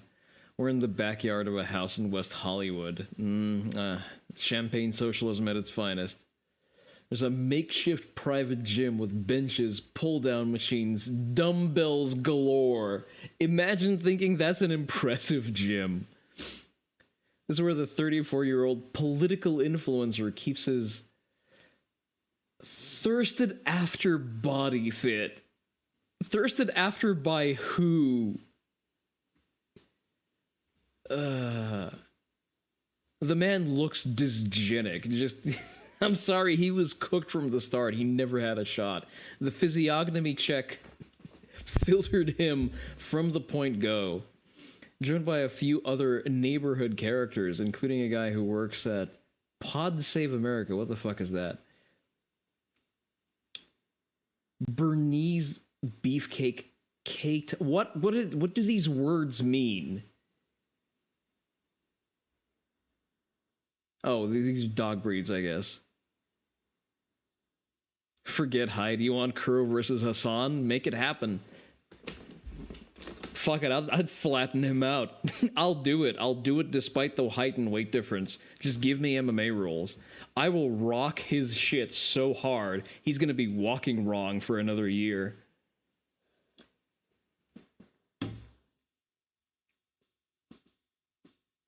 Okay. Where were we? Burns through his 70-minute workout. Imagine thinking that's impressive. Exhausting himself in the process. He strips off his shirt. Army of girls and gays. No, sorry, just the gays. This is very overtly homosexual. The man exists in a constant danger of being called a slur. Would kill to be where I am right now. No, well, the gays probably would. Is that why Twitch has so much HIV medicine ads these days?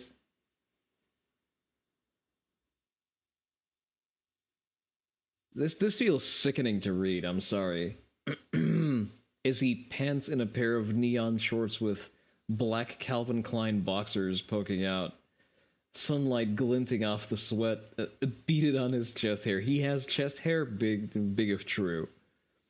Piker's trainer's fib you about how much he's bench pressing. Is it 300 pounds? I would like to see proof. Video where it didn't happen.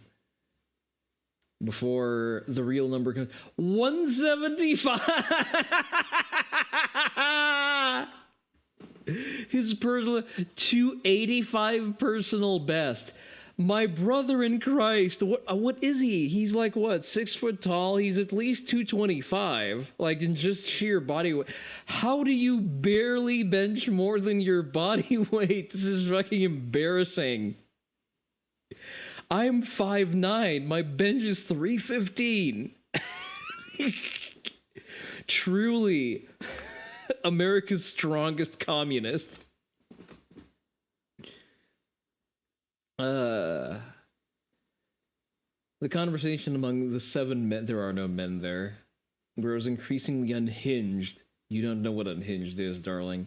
Jokes about semen retention exercises morphing into discussion about which Hollywood plastic surgeon is least likely to kill you. The new meta is ballerina cups. Women only go for A to B to C max. Piker muses at one point. Meta is gamer-driven term for state-of-the-art. No, that's not what that word means. Nick Fuentes is gay. I mean, listen, a broken clock is right twice a day.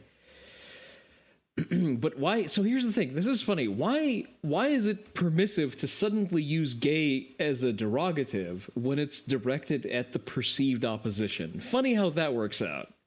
So when I call him gay derogatory, I risk a slap on the wrist from Twitch. But when he calls Nick Fuentes gay, which he admittedly is, that's fine. That's like part of him being cool and with the kids. Let's be honest, Hassan is a slur. I kind of agree with that.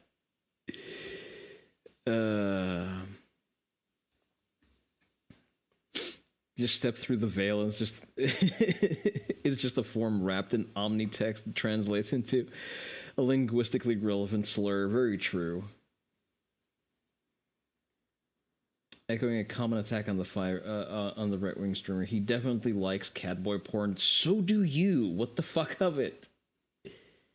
Referring to an infamous incident of one of Fuentes' stream, which we will not detail here. Groans, gossip, athletic guidance fly from all angles. Like, how is this less homosexual than Nick Fuentes? Nick would fit so... Here's the thing. Nick Fuentes would have such good rapport with Hassan Piker. Like, they are horseshoe theory personified. They are identical. Well, except for the fact that Nick is also a midget. But other than that, they are soulmates. You leave them in a room for in excess of 10 minutes, you're going to find them making out.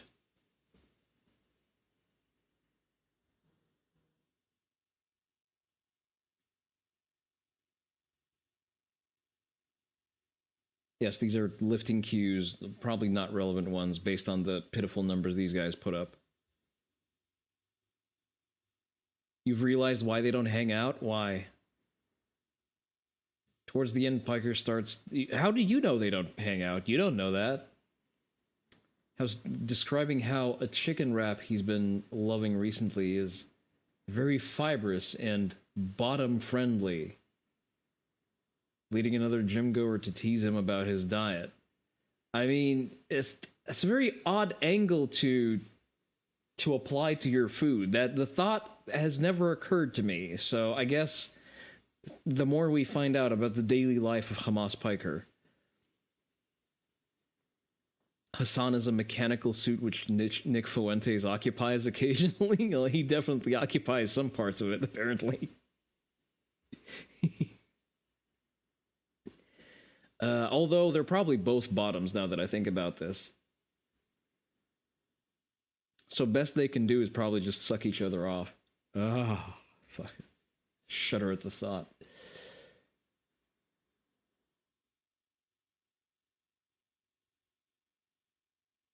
That is disgusting. Utterly disgusting. Also, complete lack of legs. Piker has no filter. No, he has his talking points. It's one of the reasons he's one of the hottest left-wing political commentators online. Didn't his CCB recently have... His management team consists of a single guy called David, so he has no leash and answers to no one. Every day, tens of thousands of people watch him dissected. Tens of thousands of people do not watch him. He barely breaches 10,000 people anymore. A typical stream involves him scrolling frantically while clicking on links sent by fans in his chat, reacting to the latest viral clips and headlines, dishing out his views, his uneducated views, viciously sparring with haters. You're forgetting the part where he also bans anyone who offends his extremely thin-skinned sensibilities. No leash except the ones who tell him what to think. Yeah. Hassan wouldn't exist online if the highest levels of Twitch weren't raging communists. Yeah, exactly. If Tom Clancy did not... Sorry. If Dan Clancy didn't... Sorry, I had Splinter Cell on the brain. If Dan Clancy didn't cover for him as hard as he did, Hassan would have been banned ages ago. Not only that, if Hassan didn't have all of his basic... If he had to work for a living at any point in his life, as opposed to being hoisted up by his uncle, He just would have never been anything. He would have been a non-entity. He would have been fucking a seething falafel server somewhere in downtown LA, working barely minimum wage until he gets fucking fired and replaced by an illegal.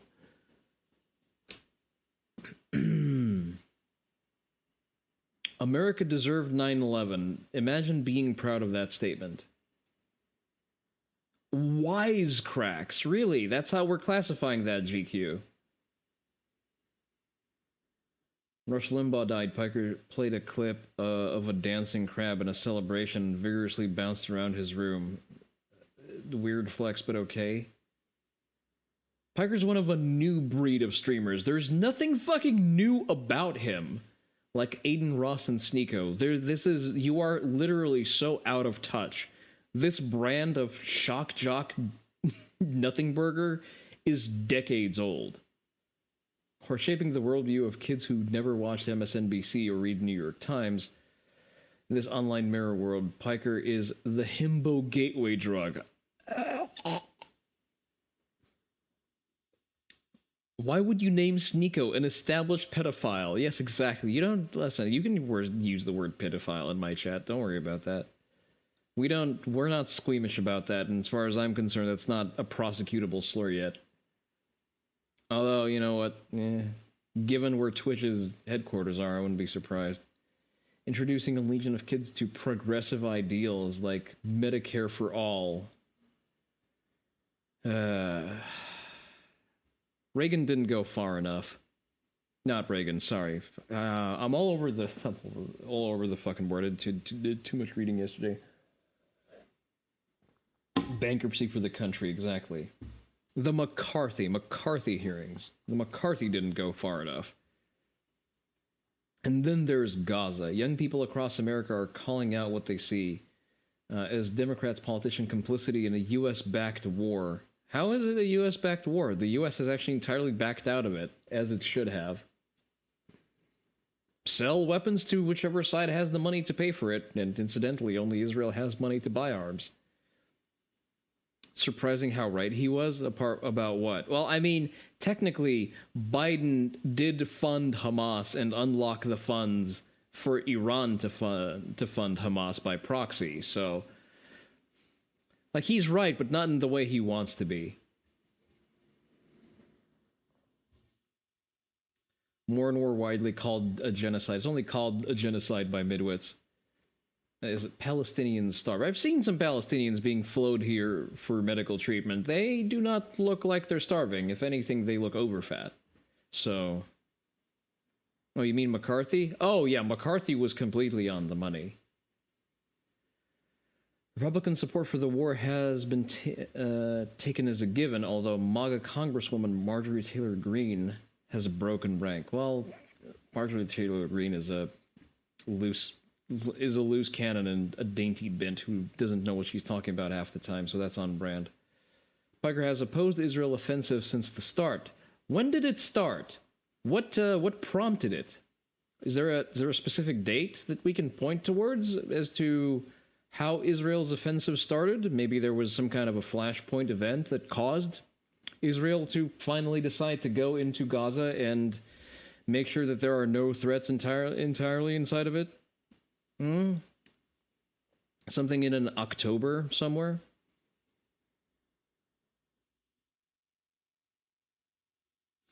You know, the buildings in Gaza would be poor cover in the event of a specific yield of neutron device? Yeah, probably. I mean, is there anything left to nuke with an EMP? It's the online area where the most progressive but also most right-wing ideologies are taking hold now. In this unshackled world animated by constant beefs. Ah, yes, because Twitch is completely unmoderated, and I am at the same liberty to say shit as Hassan Piker, and I would totally not catch an instant lifetime ban for half of the shit, or half of the diametrically opposed shit to the stuff that he says. Like, I don't know, proclaiming Hila Klein to be a valid military target. If I were to hypothetically say that Hassan Piker is a valid military target, Pretty sure I wouldn't get away with just the slap on the wrist, which he has yet to receive even that. Hassan is hated by both the right and center, so by everyone with an IQ above 90. Got it. He's a demigod and a demon. No, he's not. He's a manufactured skin suit who's propped up entirely inorganically. Well, yes, he is a parasite on society. So-called terrorist sympathizer claims the FBI might be surveilling him. I hope the FBI fucking takes you away with a bag on your head. Haters say they want him dead. No, I think that's a little too harsh. I would like to spend some time in an octagon with him.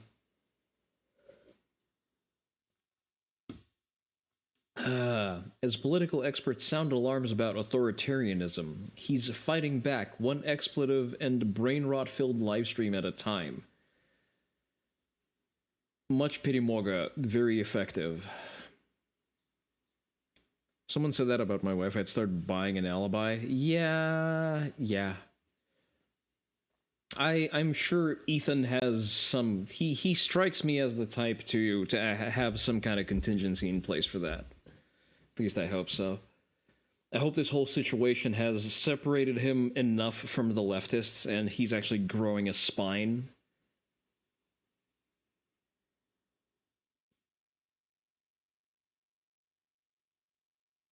Did this idiot fuck Hassan before writing the article? I think she may have written it in hopes to fuck Hassan, but not knowing that he's also gay. Hey there, Stoner Stan.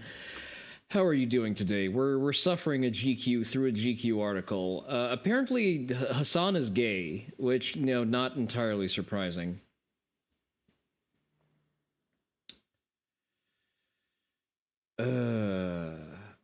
Wait, they load back into a black Mercedes-Benz, again, champagne socialist moment, to drive back to his place. Wait, wasn't this his home gym? What the fuck?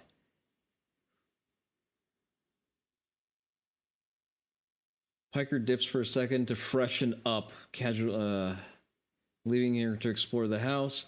Fan art litters the walls, TVs, hat, Trump Pence 2020. Zyn containers scattered all around because, of course, he can't function without stimulants. As a set of shelves contains a slew of books, including Noam Chomsky's Profit Over People, Neo-Libertarianism and Global Order. So, commie gobbledygook.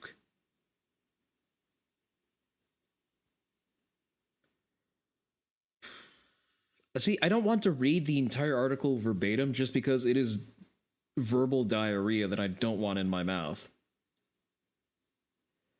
There's a shelf of scattered rare World of Warcraft collectibles. I don't know how you would tell if any of those were rare. Basketball vinyl record of foreign name. One corner contains a colossal Labubu doll. I don't know what is up with the Labubu dolls. Padding when you see it. Well, listen, she has to fill an entire page. There's a word count she needs to meet. How are you doing today, Stoner? Sorry, I'm a little amped up. We're gonna decompress by some pleasant Japan viewing after this. A cutout of Bernie Sanders' classic diva pose at the inauguration, and a poster of Barack Obama with Queen Elizabeth II. Didn't this MiG-15 tee off when Queen Elizabeth when it was announced that she died? Cameras and mics flank the intricate recording setup that could pass for a bank security device at a Westfield mall. I don't think Hassan has the mental capacity to set up anything elaborate. His streaming setup is actually very bare bones.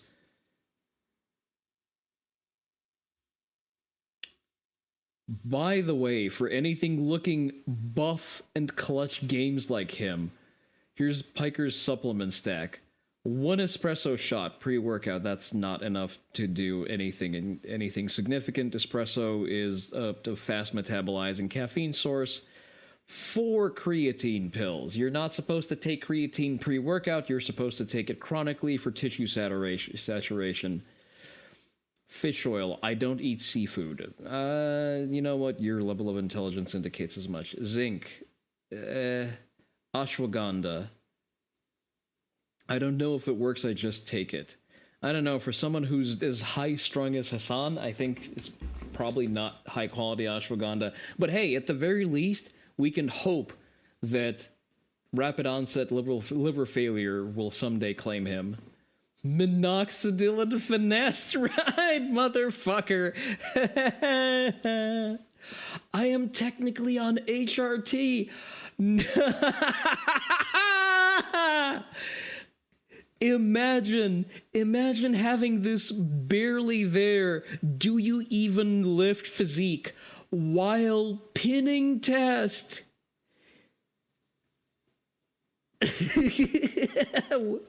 Bald Piker, oh boy.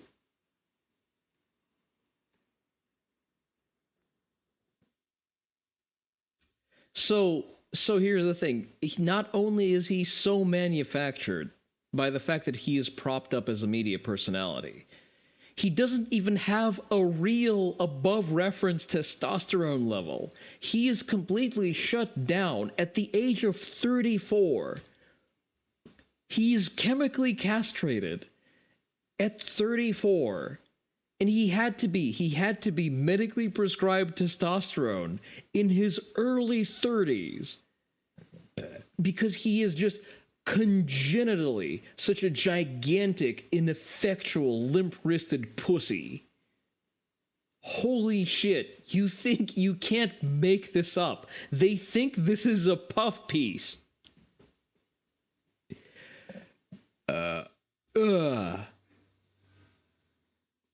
Piker grew up in Turkey developing his leftist worldview against the backdrop of Prime Minister and eventual President Tayyip Erdogan's regime. He moved to America, rushed a frat at Rutgers. Okay, so we can deport him. That's good. Nepo babied himself into working for his uncle Chenki. How do these people think that these are good things? Why do they keep self-reporting? Hassan, did you proofread this shit? Who owned the left-wing news network? I think he still owns the Young Turks. Piker went full-time streaming in 2020. He has since become the most popular political creator on Twitch. No, he hasn't. He's overtaken by Asmongold months ago.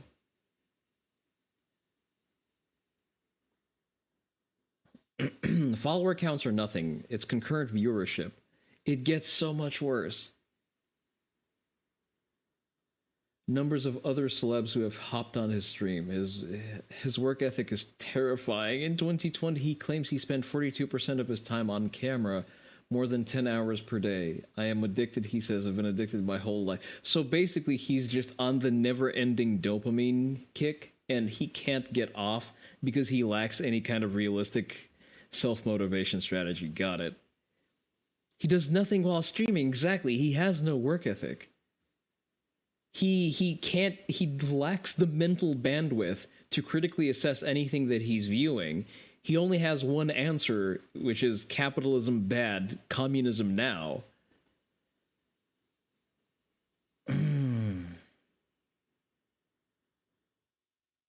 Piker describes his career as a protracted and so far largely unsuccessful effort to pull the Democrats to be more radical, to be actually progressive. It's... I love how he claims to want to do the thing that is actively losing Democrats every subsequent election. Because once we remove the illegals that are coerced to vote for the Democrats, they're not winning another election in another 10 years at least. He's often reviled by liberals. Yeah, because remember, liberals get the bullet too. The centrists whose views are largely reflected by party leadership.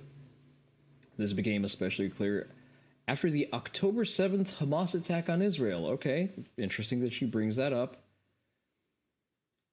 You have a guy like me name is Hassan, and I'm saying, no, you don't understand. Israel is still very much responsible party for October 7th. for like 75 years of brutal occupation and apartheid? Yes, apartheid, when you have Muslim villages in Israel who don't pay taxes or don't pay for the utilities that they still receive and have full legal rights, including voting, but totally an apartheid state, I guess. But, well, he's not a terrorist because he doesn't do anything. He is a terrorist supporter and enabler because he brought a Houthi terrorist onto his stream. And that really hasn't gone away. You've not really done anything to disprove the allegations. Last year, Democrats first invited him and then ejected him from the DNC after he interviewed some delegates who were part of the undecided group protesting Israel's war in Gaza.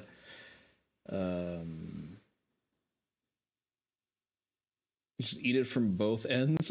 I'm sure Hassan eats it from both ends on a regular basis.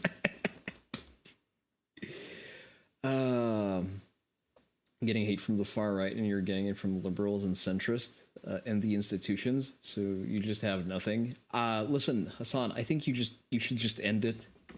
I think you're at a dead end, and there's really only one way out of this is asking Ethan to borrow his California compliant Benelli and make sure to deep throat it really good and have a good produce a cover to Kurt Cobain's last song, you know? I think it's not worth it, my guy. You just got to re-roll for better RNG, maybe an above reference testosterone level.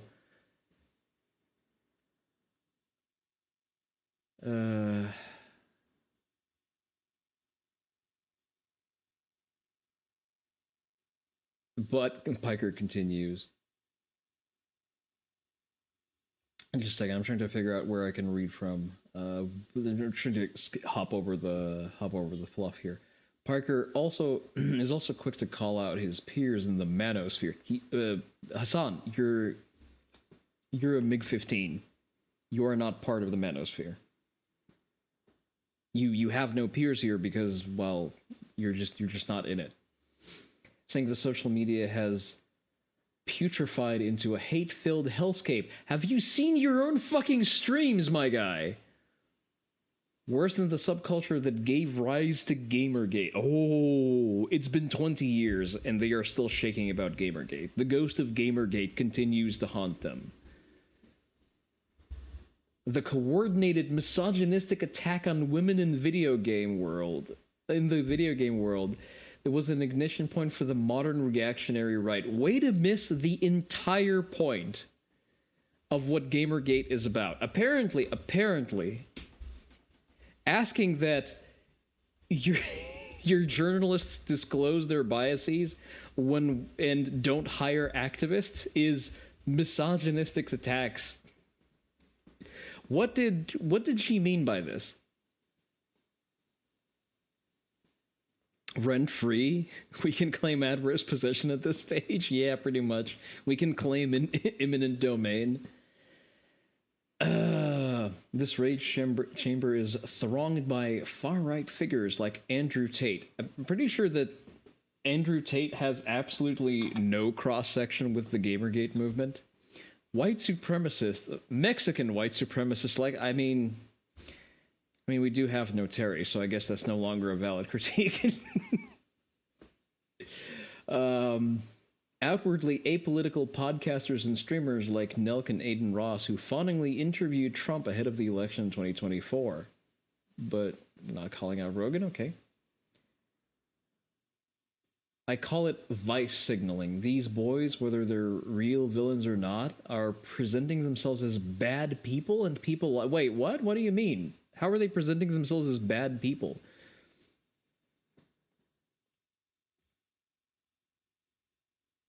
Nobody likes cancel culture, but goddamn, that shit was keeping motherfuckers in check.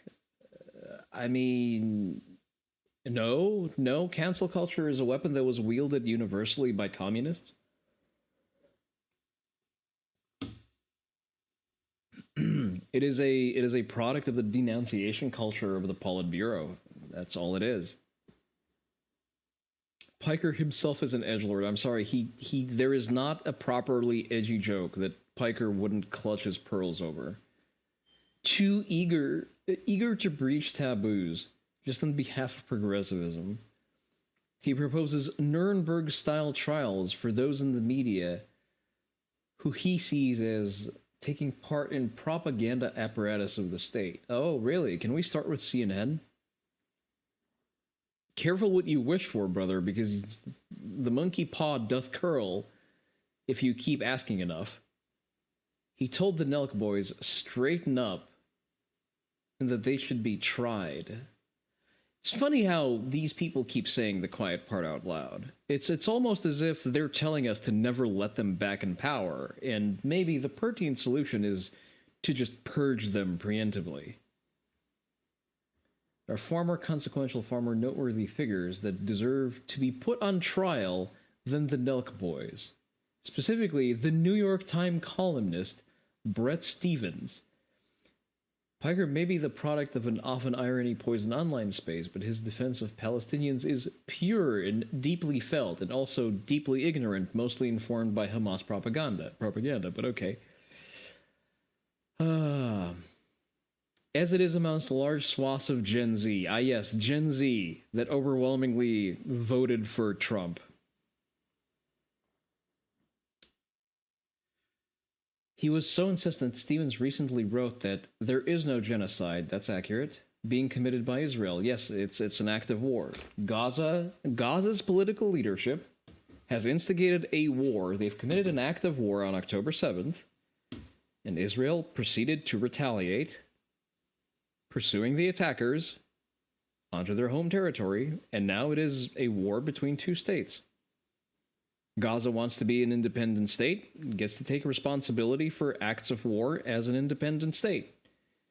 It started a war with its neighbor without accounting for the fact that Israel is a significant military power. They fucked around, and they've been finding out nonstop ever since October 7th. Maybe, just maybe, don't start wars with your neighbors. Who would have thought?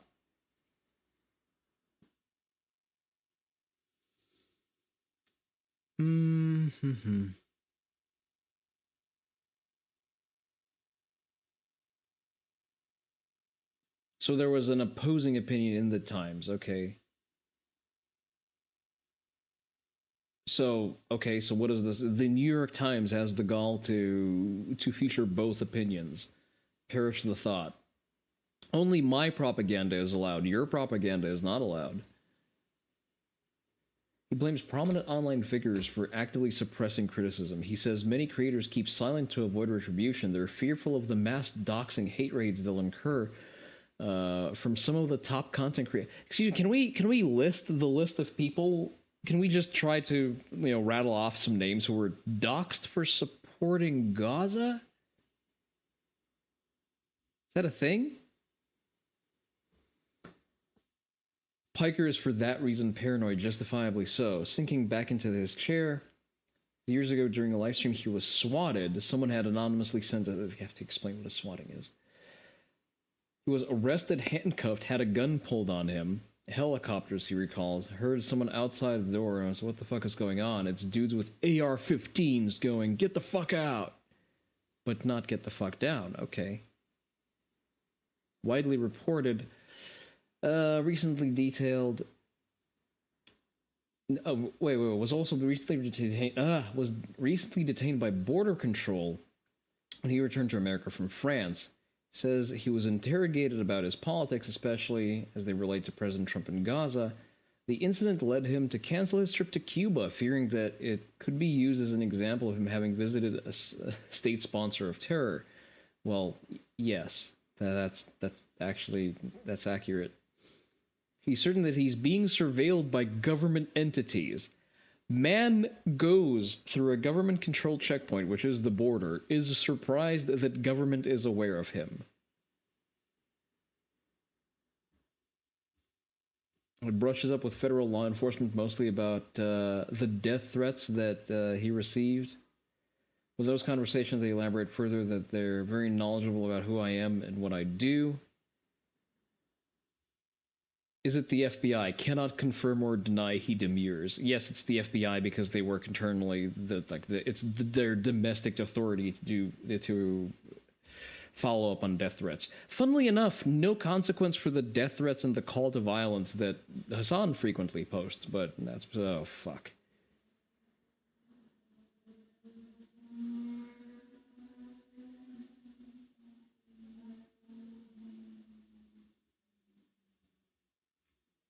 I'm sorry, I've had my fill of the Twink and Chief. I need a palate cleanser. We're gonna look at, as an onsen ryokan. Oh, that is so nice. Oh, open air baths, hell yeah.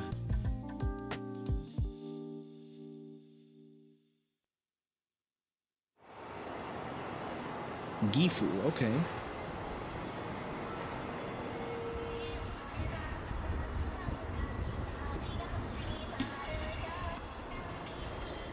I mean, you can say that pretty much any place in Japan has deep samurai roots. I don't know what...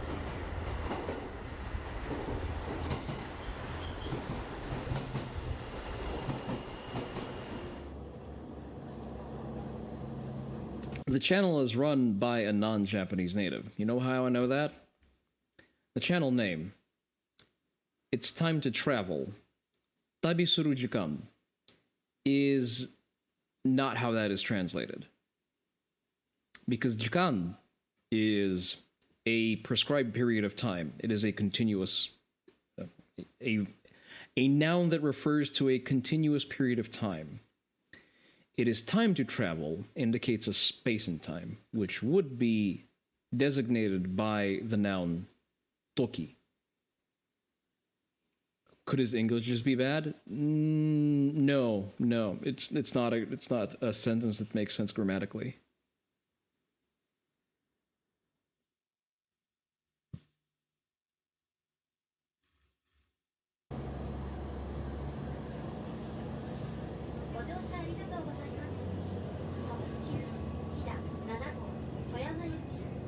Oh, deep into the mountains, hell yeah. I am considering that it's very likely that I'm still going to Japan this year. And if I end up going in what is loosely referred to as high season, I might opt in to go for the more remote parts of the country as opposed to defaulting to Kyoto, just because Kyoto is utterly unenjoyable in the fall anymore. So I may opt in to go to Aizu Wakamatsu instead.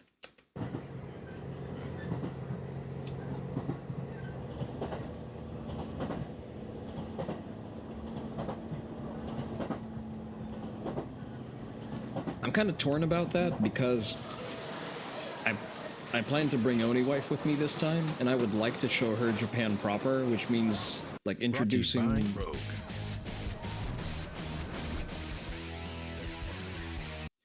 Which would mean exposing her to sort of a wider context of what Japan is, and sort of giving her opportunities to look at more stuff.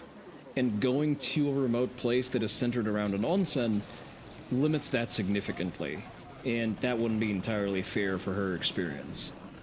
I am fine with just going and staying at an onsen for a week, but I think it would be a little bit limiting and uninteresting for her.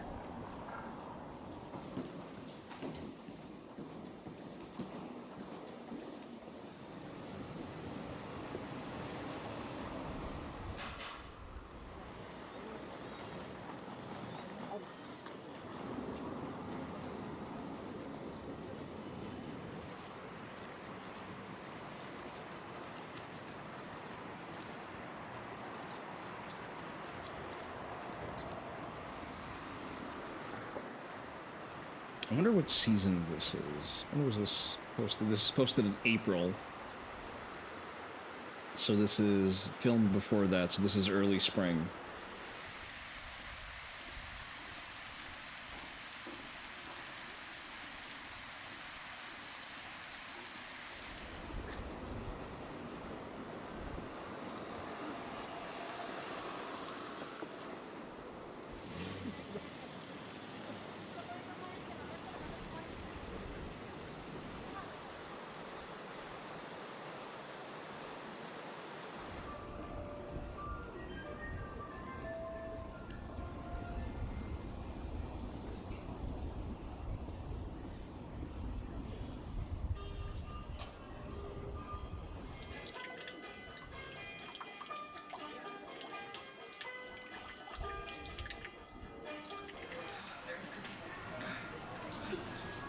Probably because it's higher up in the mountains.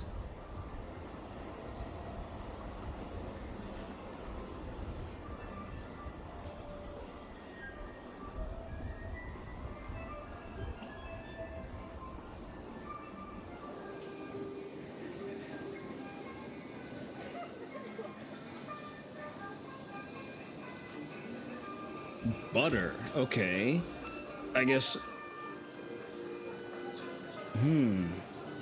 Oh, they make their own locally sourced butter. Buttermilk foot bath.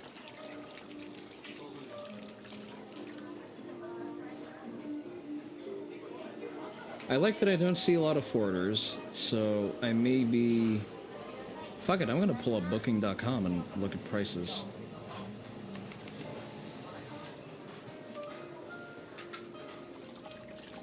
Where's this? Giro Onsen?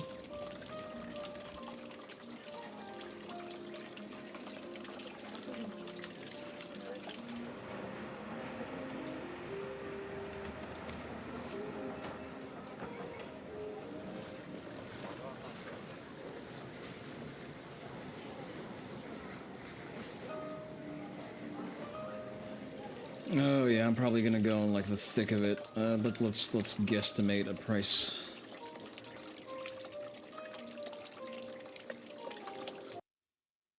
All right, let's see.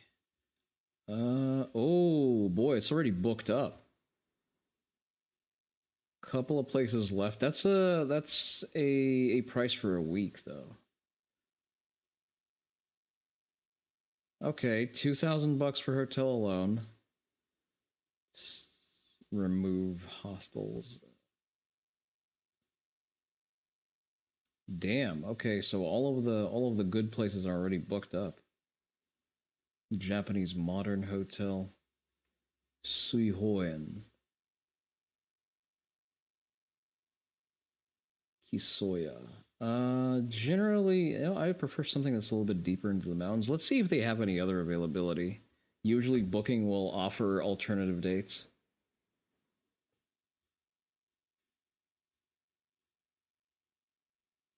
Holy shit, $500 a night. December. Do I want to go to Japan in the winter?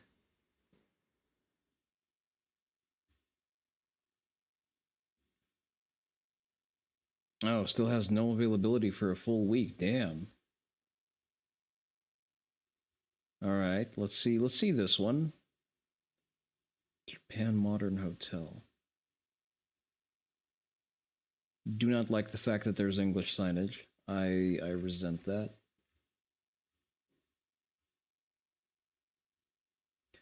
Oh. This used to be a brothel. Don't ask me how I know. Moving on.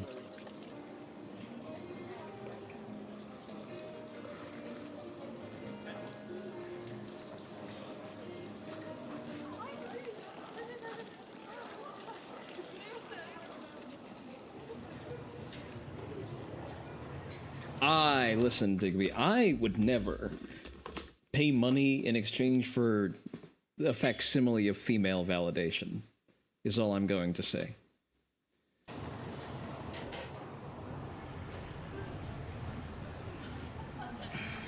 Alright, I actually want to see the onsen. I don't really care about the food.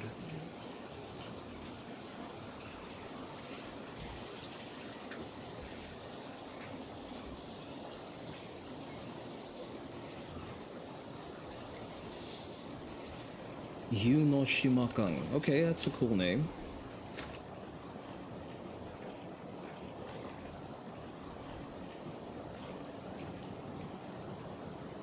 I do like the very strictly curated garden.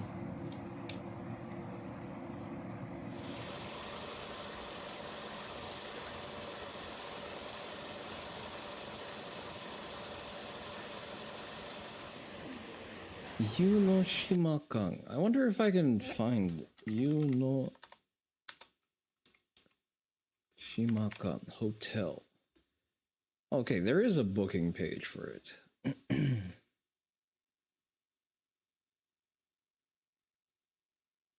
5 nights is, I guess, the most you can get. $2,500 for 2 people for 5 nights. Jesus Christ.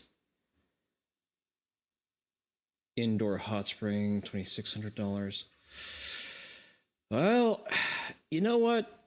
Sometimes you gotta aspire for greatness to motivate yourself to do work.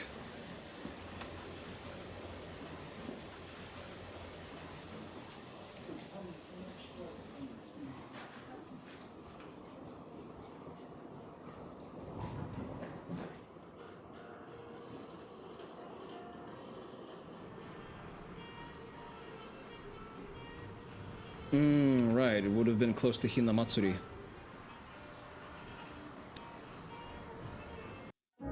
Progressive's Up Payment program provides down payment assistance for first-generation home buyers.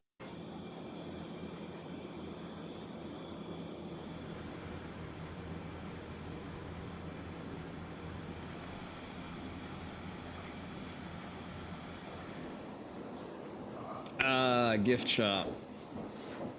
It's my favorite part of traditional hotels. You know, something that is deeply rooted in a place's culture, not like your shitty Hiltons or whatever the fuck else that you want to try. It's not the corporate hotels.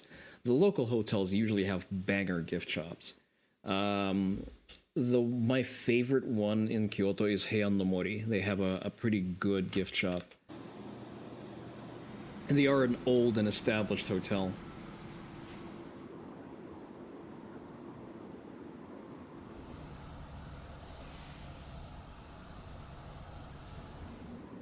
I think that's a plum tree.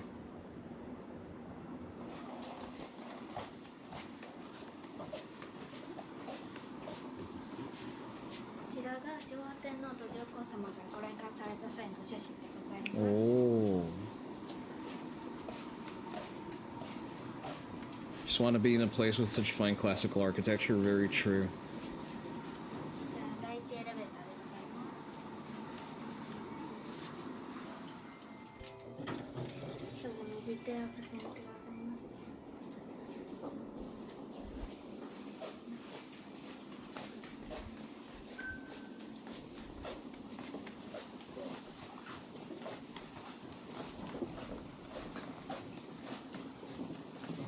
You know what?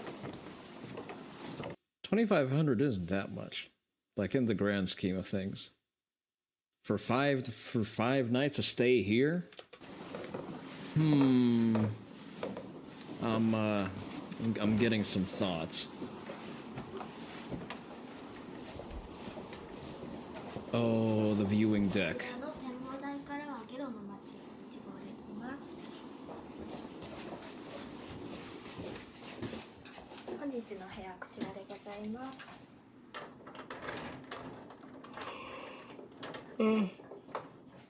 Wait, hold the fuck up. Oh, that's probably per night, okay. With an open-air bath. How often did places like that or castles in the previous ages have guards on the rooftops? Never. The rooftop was not really a high-traffic area, despite what ninja movies would tell you. And for one, this is an onsen, so this is built in a traditional style, but this is not a historical building. Like, it would have been built in the 50s and 60s. Maybe it's a little bit older, but in the sense that it's not, you know, how should I put this? It is of historical value. It's not just as vintaged as you might think based on the construction style, because the Japanese are very good at maintaining their traditional construction technologies. So it's largely modernized. Castles generally did not have traversable rooftops. Like, there's just not a way to access it, so you wouldn't really have anyone there.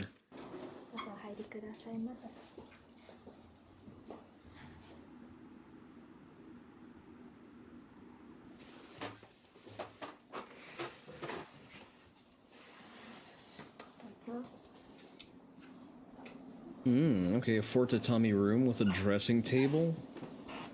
A little bit of storage. Is it a 4.5? Oh, okay, there's a second room here. Nice.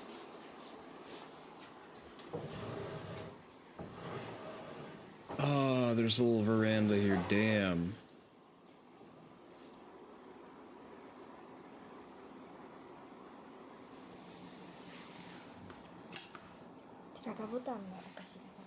Oh, omogashi.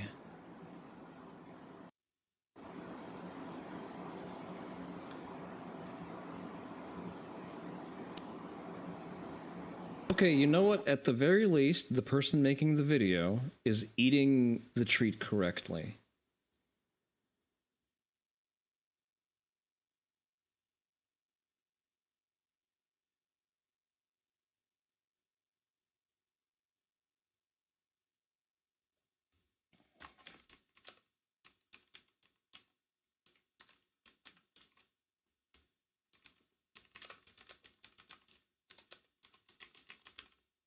Second, I'm responding to a message here real quick.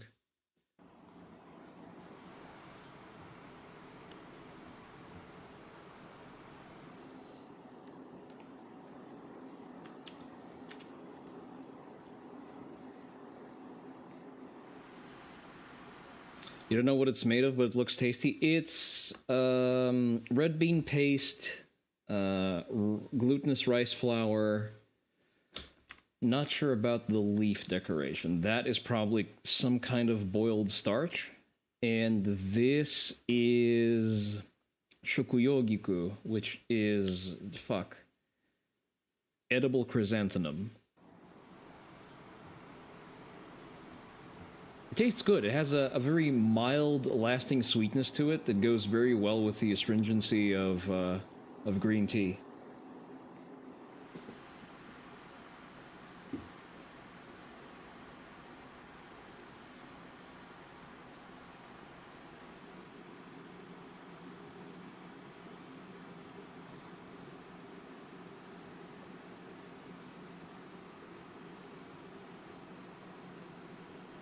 Oh, that's a nice little detail.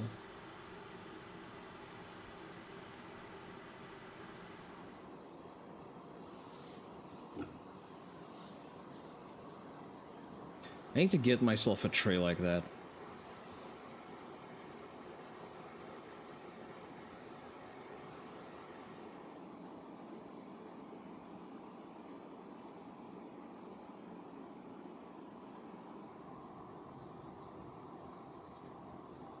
Cozy little town. I can't imagine it gets too much international traffic here.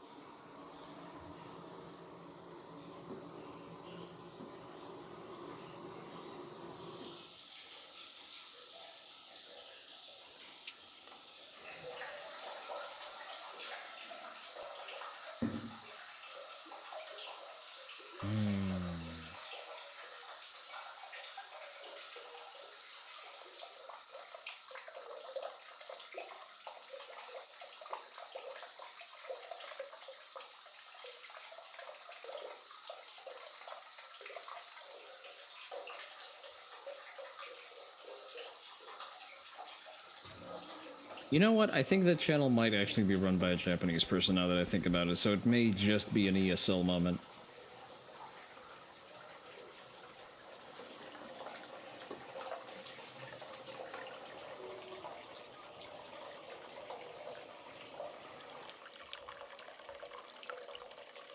I need to grift so fucking hard because I need to afford this. I need money.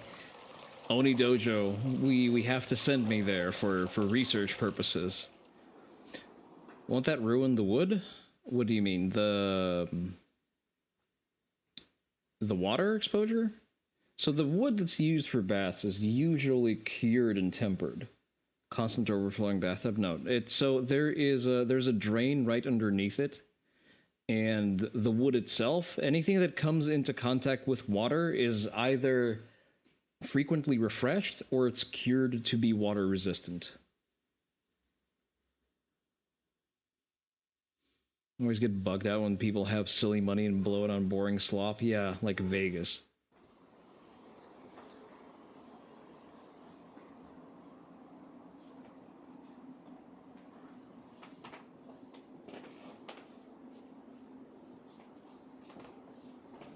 Vegas is doing poorly right now? Good.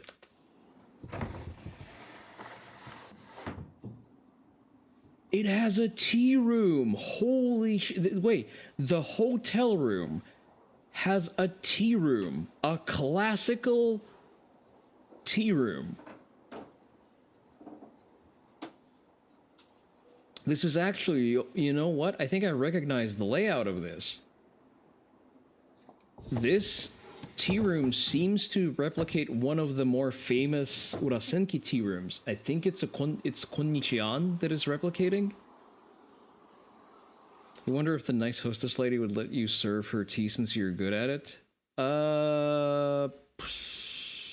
It's not in their instructions. They're like...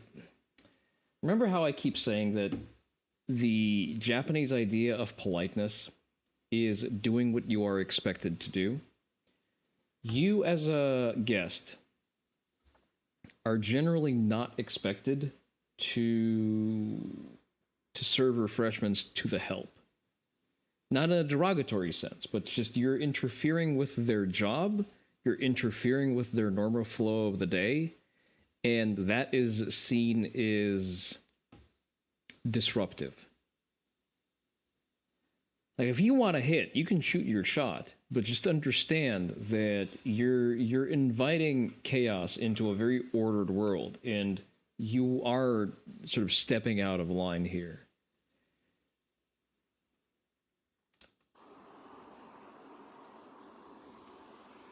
Also, the nice hostess lady generally doesn't cross into your room at all. At least not while you're in it.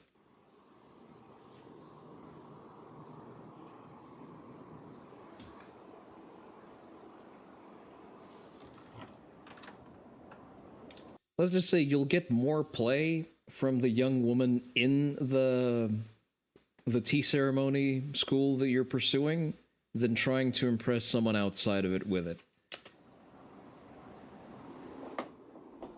But I wonder if you can ask for the traditional tea kettle for the chugun, not the for the fucking, God, what is it called? Kama. For a traditional kama to be installed there as you're staying there to use for a tea ceremony.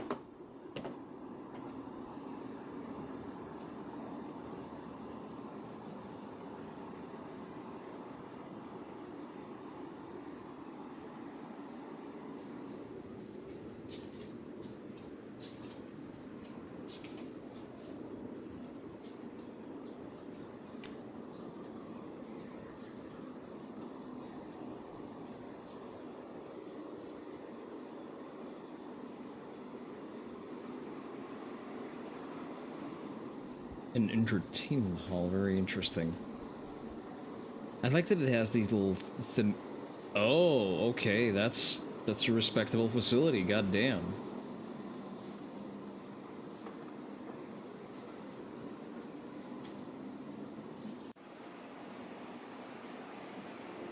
I could easily imagine myself staying here for a week.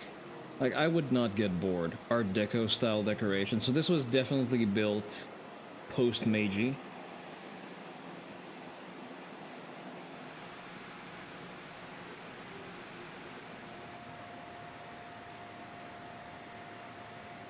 I have to say, the Japanese have nailed down Art Deco better than anyone else.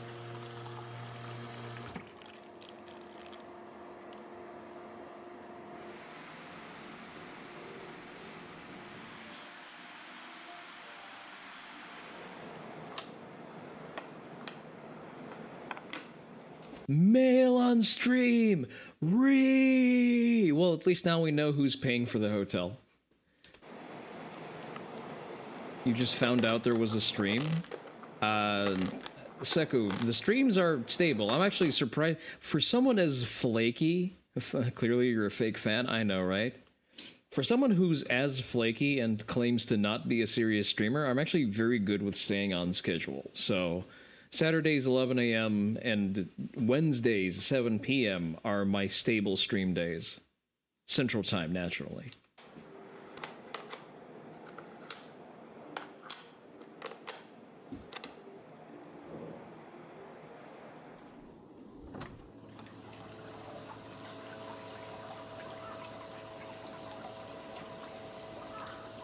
We're looking at a vacation spot where I'm increasingly likely to spend $2,600 on booking this hotel for this year.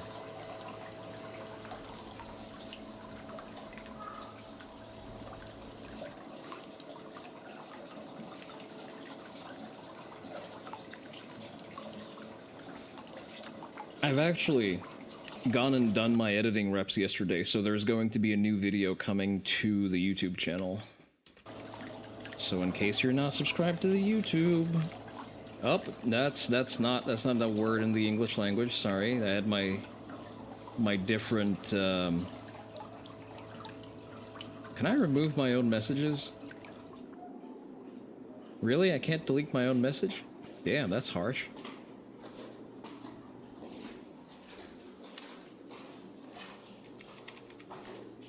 There you go.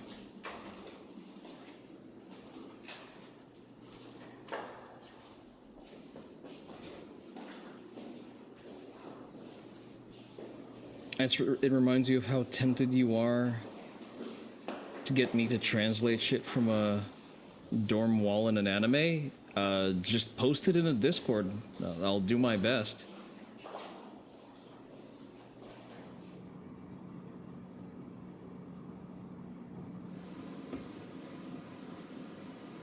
Gender separated by day, so at night it becomes a mixed bath.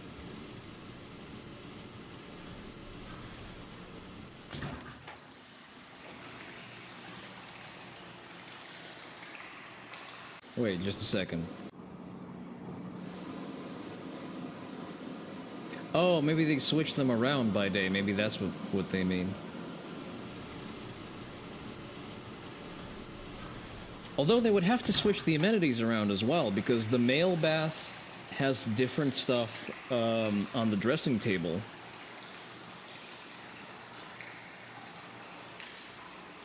God, I want to hit the onsen so bad.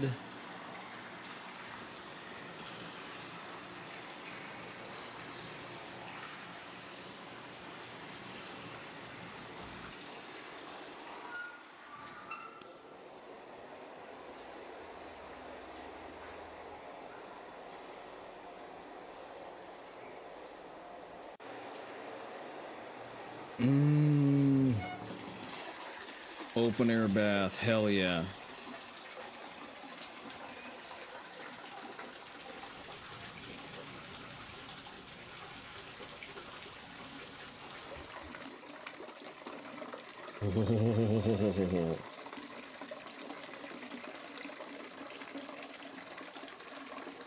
Seko, I think that's quitter talk. I think we all should aspire to experience, to do better and achieve better for ourselves. I'm not gonna have you talk yourself down.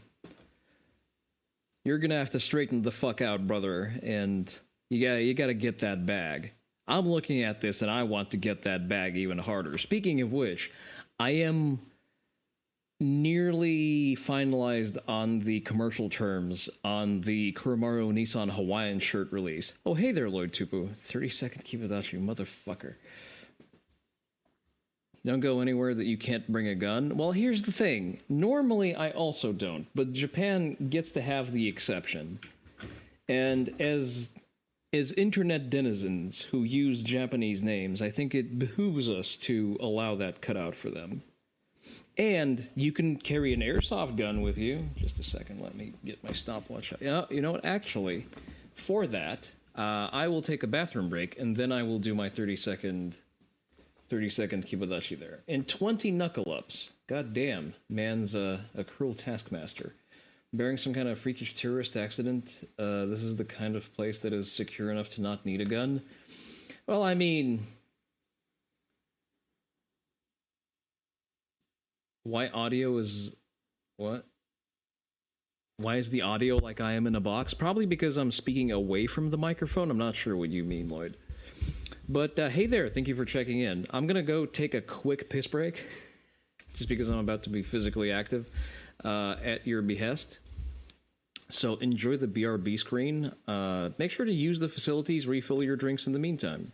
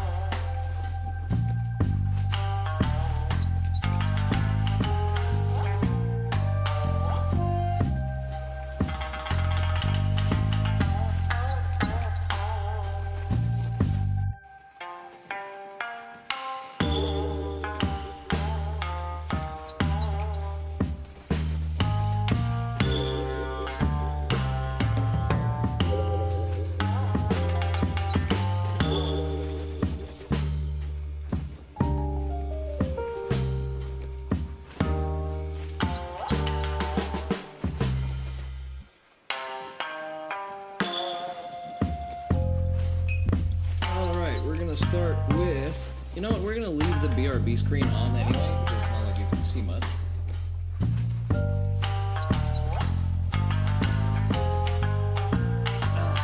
I'm going to do my knuckle ups first, and then we're gonna go into keep up, and I'll leave the BRB screen on. Yeesh.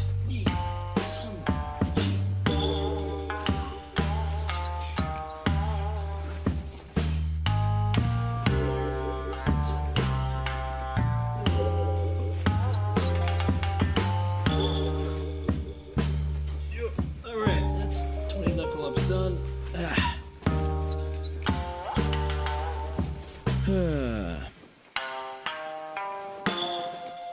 I'll catch up with chat later. Feels like the mic audio is coming from behind, like when you can choose orientation on things like audio meter, you don't have to make it from behind. I think it's just I was talking off, or like the way I was speaking was offset from the microphone. Alright. I'm gonna hit depth on the kibadashi today. I'm actually hankering for a little bit of physical activity this week because I've been caught up in work, wasn't able to make it out to the gym. So you know what? Your timing could not have been better.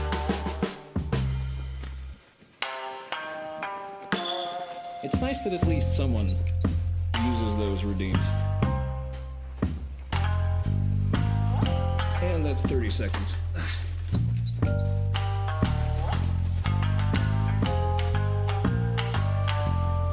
Whew, okay, we're back.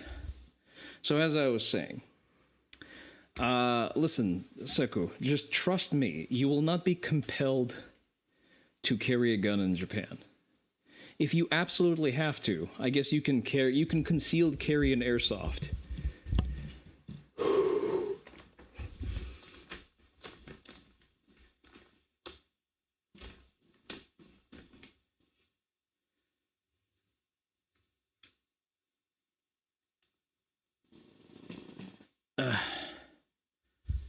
I don't know what the Honsei is.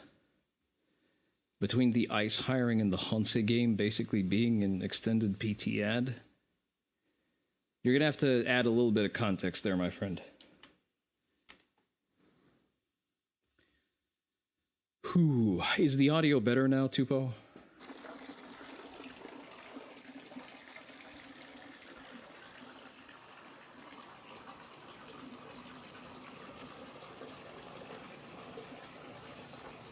I watched The Mandalorian, and when Mando said guns are part of my religion, Seku had a moment of revelation. No, absolutely same. Weapons are part of my religion. Just that I understand when to exercise that or when to participate in the host culture. You know, when in Rome, do as the Romans.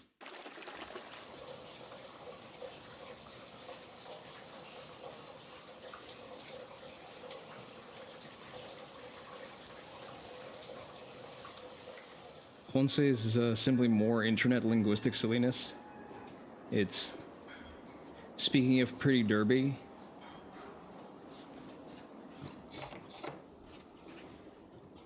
What? Oh, Hans. Okay, so like the... Okay, an adjustment of the word horse. You think it's my mic? Oh, it's my microphone, so you're getting stereo sound from me? I'm not sure if it does.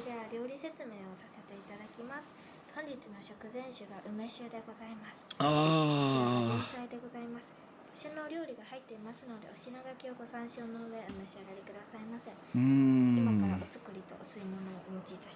Kaiseki ryori. You know what? If you're getting fed there as well, I think the cost isn't that bad. Because, like, if your steak comes with kaiseki ryori, on the one hand, I like trolling the town looking for shit to eat. On second thought, this is just so...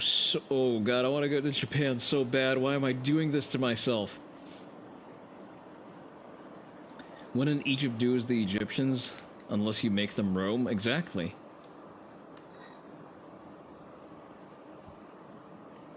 Marinated Hida beef. Okay. Interesting. God, I can imagine the mouthfeel and the taste of all of this because I've had a lot of exposure to kaiseki ryori, the fresh sashimi.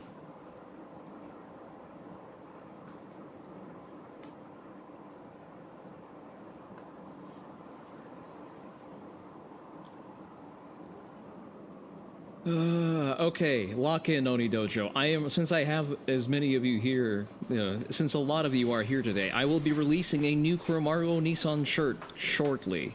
So look out for announcements on my Twitter and in the Discord.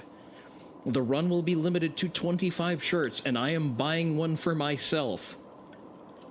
So, I need y'all to lock in.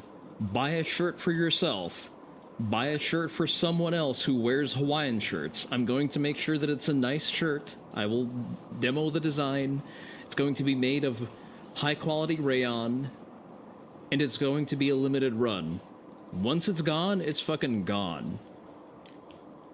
I make a little bit of money out of it. It's possible that I will have to go out of pocket for the manufacturing.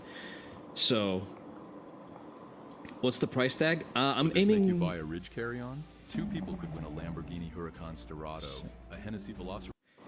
MSRP is probably going to be something around $50, depending on whether or not I get custom tags for it.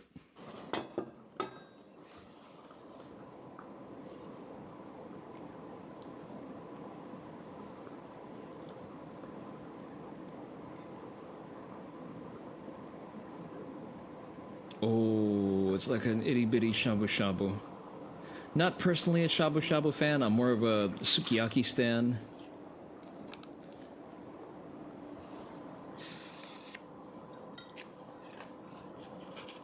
Oh. I'm sorry, this is better than porn.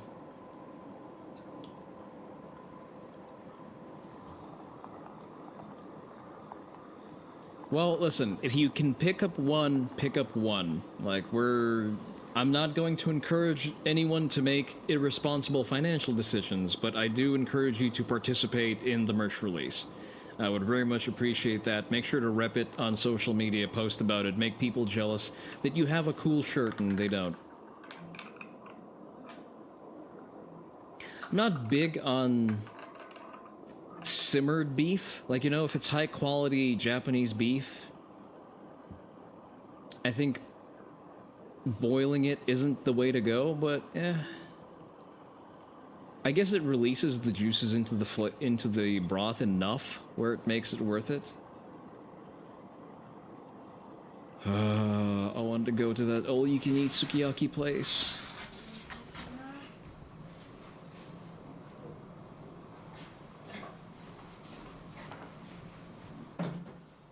It's hard to think of a single Japanese dish you wouldn't at least try. The whole tuna head is where I draw the line.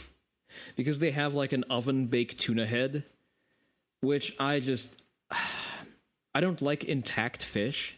You know what I mean? And the head is just, I don't know, it's just facially disgusting. Yeah, and it's like a big fucking head. I believe it's a split head of a full-size bluefin tuna, so it's a sizable motherfucker.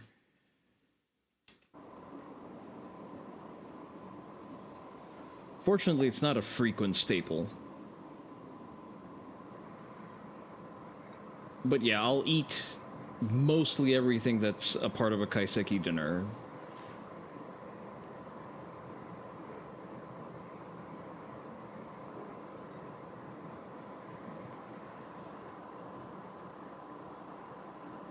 You know what, I think it's good to be adventurous. I think being adventurous in a modern age and in first world countries is better than being picky eaters.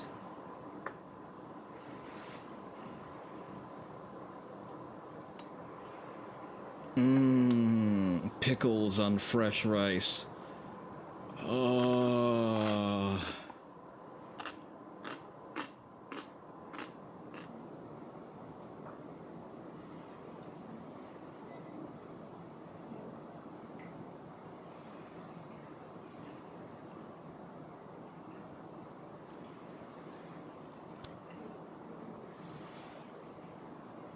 I need kaiseki. I need food. I didn't have breakfast today, so it's also kind of hitting me hard. 上の段から黒蜜ゼリー、抹茶のわらび餅、ほうじ茶プリン1号でございます。これでお料理は以上でございます。本日はご来館いただき誠にありがとうございました。 Never been a fan of green tea, no, Terry? My condolences on you being wrong.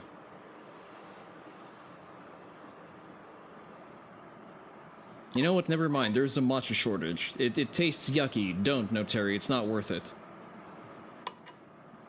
Hojicha pudding. In what looks like a bizen cup. Just look at the serving style. Look how purposeful it is. How the colors and the geometry of the plate and of the carrying lunchbox just works together.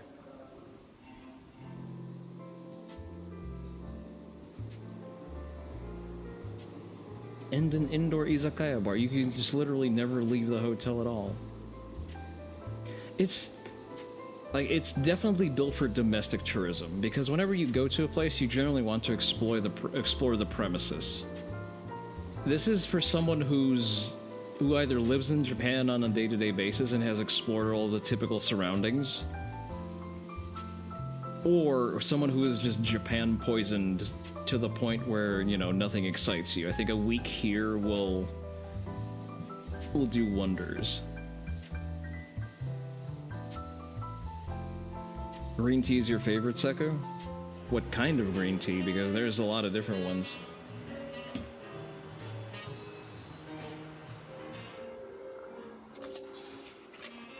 Oh, there's a stamp quest. I love that there's no English on any of the instructions. I love that so much. Okay, maybe there's a little bit of English, but the gist of it is not in English, which I like. You can explore elsewhere. This is an escape. You'll leave if it catches fire. Kind of the same.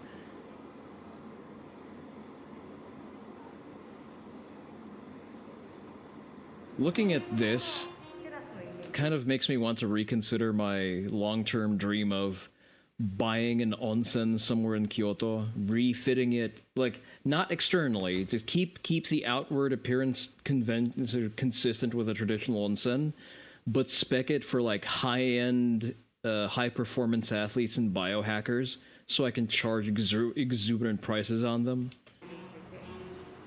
You're an ignoramus, you see green tea or matcha and you're pretty much guaranteed to enjoy it. Chai tea blends are your second... Well, chai tea blends don't have any tea in them.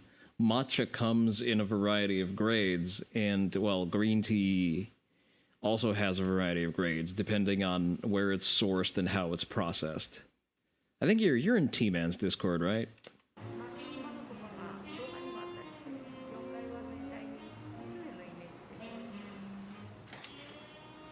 I think he's a pretty good source for entry-level green tea. I forget if he carries any matcha.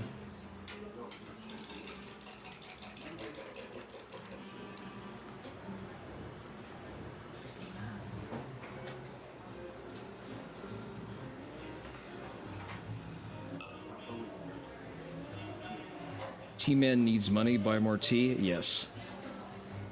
Exactly, not too much, you still need to buy a shirt.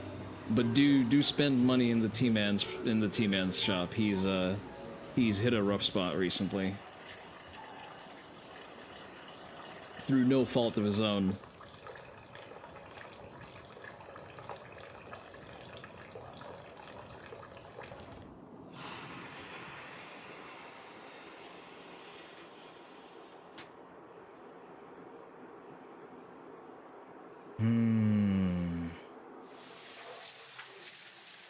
I probably wouldn't get the full suite with the tea room just because it's a little superfluous.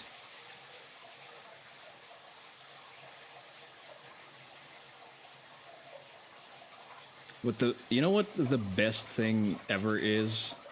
It's to have a full day of some kind of hard work like going out very far, like exploring a remote area, or as I did, participating in a jiu-jitsu seminar for like 8 hours in a day. And then you come into the hotel, you wash yourself off, you barely crawl into the hot spring, and it just hits so tectonically hard. You're in there, but you don't know much about tea. In your tea reviews, you mentioned that he used a lot of fancy bullshit. It was the best tea you've ever had. I'd say there's levels to this, but I maintain that T-Man he strikes a very good balance between not serving you Horeca grade shit and upcharging you up the ass for it, while still delivering, sort of reasonably exotic stuff. I'm personally not a big fan of blending anything with anything. I am a purist when it comes to teas. I like to engage with the product, as it was intended. But you know what? If he has a better grasp on what sells, the business seems to be doing pretty well, so I'm not going to teach him how to work it.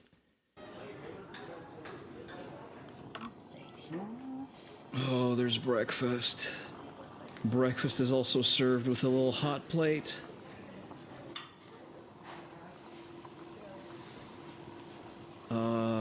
This is sinful.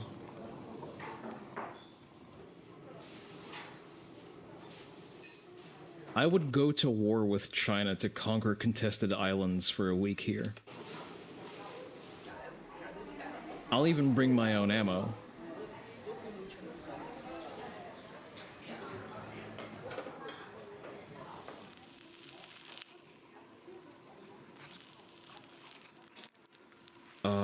And then you can also sear the skin a little bit so that it's a little bit crispy and chewy.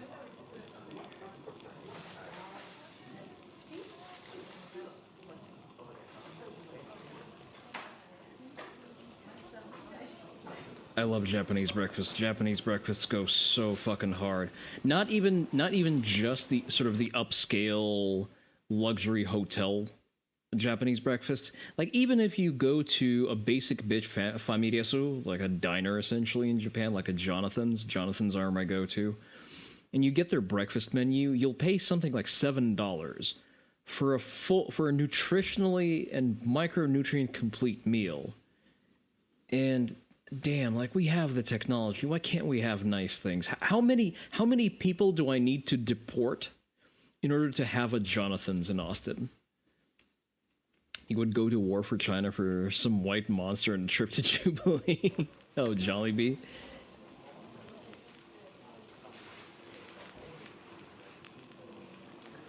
Listen, I would do it for sport, but then again, like, there has to be some kind of value exchange here, you know?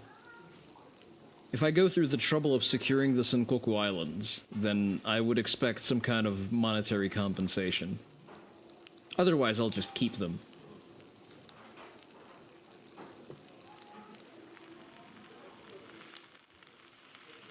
This should qualify as self-harm for me.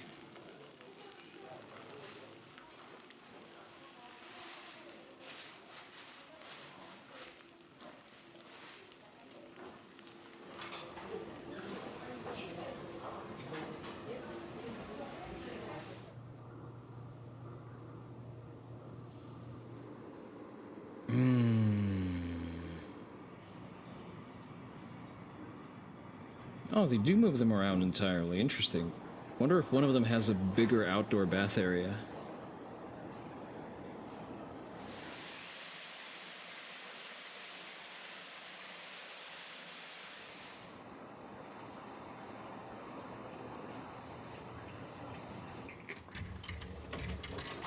Okay, so they're similarly sized. Maybe this one is a little larger.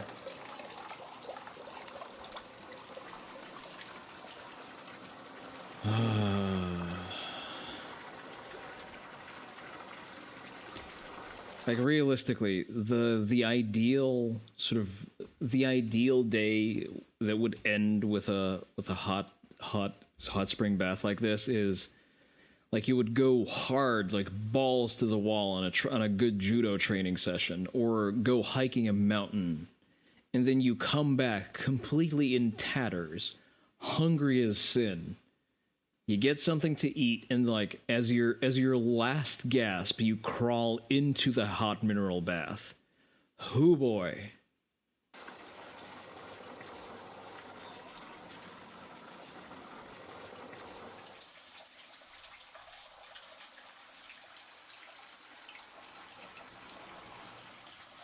Just aspirational levels of aura farming. And then you do it all over again tomorrow.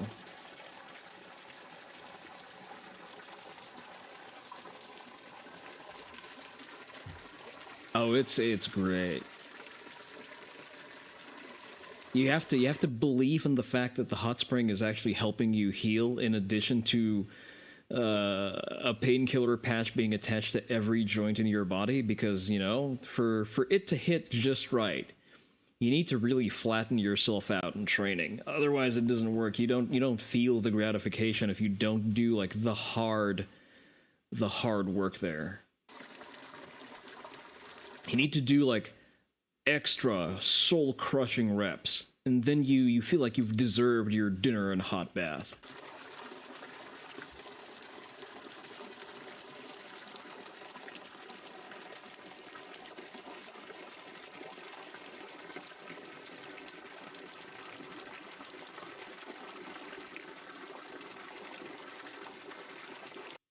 This is what happens when you take a Rimowa suitcase, subtract the $900 markup, and add a free...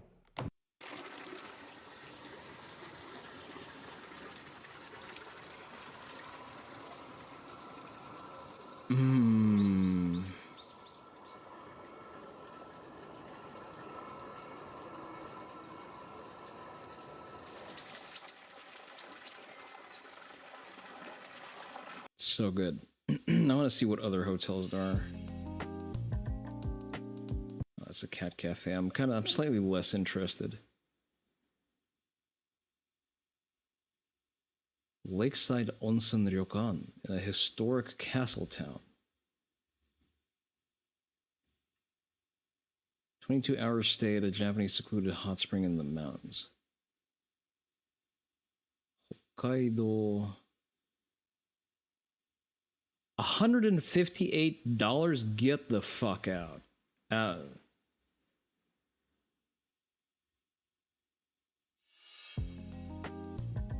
Listen, Digby, here's the thing. Like, we both know that cats that live in cat cafes are inherently stressed animals. It's not the best way to experience cats. And you know it. The best way to experience a cat is to keep it in the home and take care of it. Like, individually on a one-on-one basis, when you can sort of develop a relationship with said cat and a certain rapport, as opposed to paying money to be in a place where cats are generally uncomfortable because it's filled with people they don't know. Too bad so many people of our age and younger can't appreciate the mental benefits of running yourself ragged. Yeah, absolutely. They are missing out. A lot of them, yes, some cats are very social, but you wager most of the time they don't give a shit at the cafes. Yeah, exactly. I don't want to engage with cats like that. I want my own cat, and I fortunately now have the space to do so. So I need to figure out what my finances look until the end of the year and next year. And I'm going to bite the bullet on a Maine Coon kitten and just let it rip.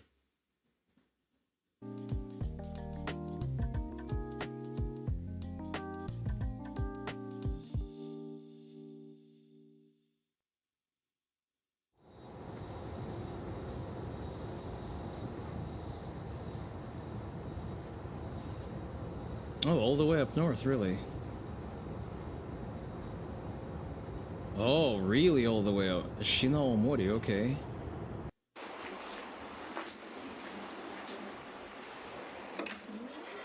Yeah, listen, I only go for breeds that I know how to deal with, which is Maine Coon and Siberian Longhairs.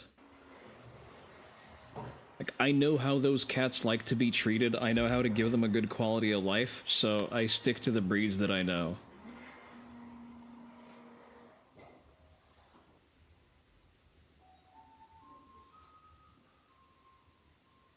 Natural Akita cedar. I would like to see a little bit more of the interiors, if you don't mind.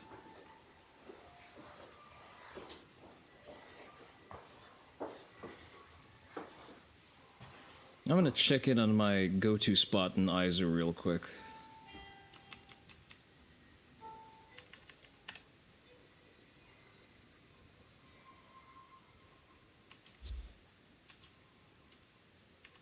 Aizu Wakamatsu, there she is.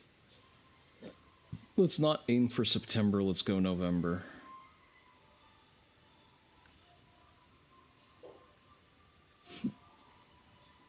Is this the spot that I used to go to? No. Still looks good. We're gonna take a look at that one in a moment. But I want to look at Aizu Wakamatsu. Aizu Wakamatsu is also like a very secluded town. Not as far up north as Aomori, so it's like a reasonable travel distance from Tokyo. Let's see.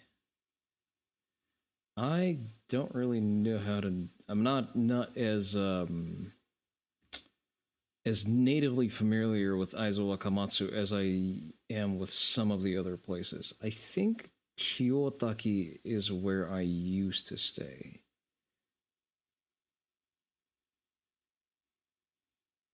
Let's see. It looks vaguely familiar.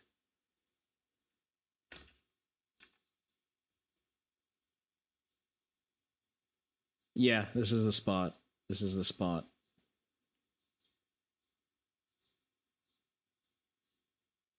I recognize the baths and the sort of the common lunch area. Oh God, I want to go to Japan so bad. What are we looking at here? Twin rooms with tatami area and shower. Yeah, you know what? $1,400. Arguably easier to get to than Gero. Not as outwardly lavish, but you know what? There's still shit to do there. You could easily spend, like I'm going to say, I don't know, maybe a couple of solid days in Aizu is definitely doable. I wonder what you can do if there's a downtown proper. There has to be some kind of shopping area. Let's investigate Oni Dojo. Perhaps we can escape the unwashed tourist hordes in Aizu. Aizu, by the way, famously is the place of the last stand of the Bosen Rebellion, the rebellion of the shogunate loyalists against the Meiji government. So you're going to have, for example, the Byakutai monument in this area. I forget where exactly. All right. So this is loosely Aizu Wakamatsu. Usually most of the commercial shit, like the downtown areas, are going to be along the river.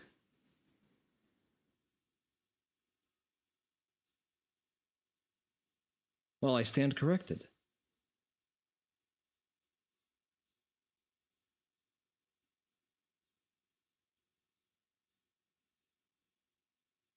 Some kind of food place over there.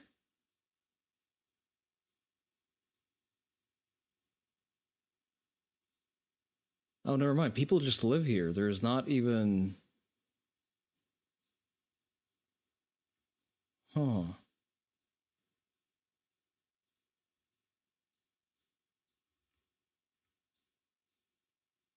Gotenba Park. Yeah, this is also just a residential area.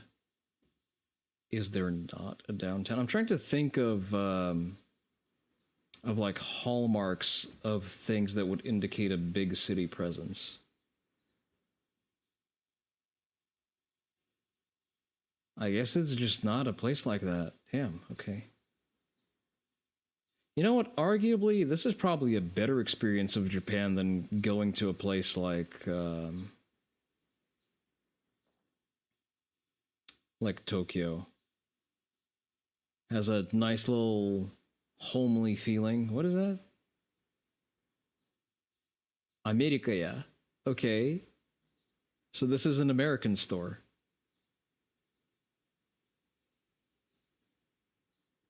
Interesting. Ah, Coffee America, yeah. Okay, so it's a coffee shop. An American-style coffee shop. Fascinating.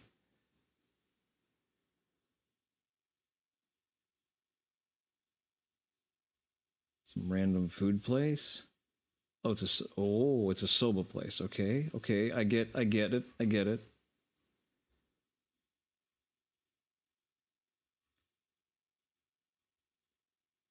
You know what? There's a separate location that probably warrants exploration.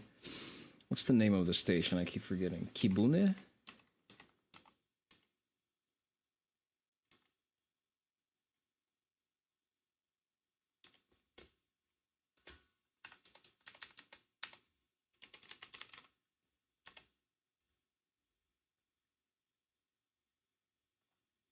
All right, so this should be near Kurama.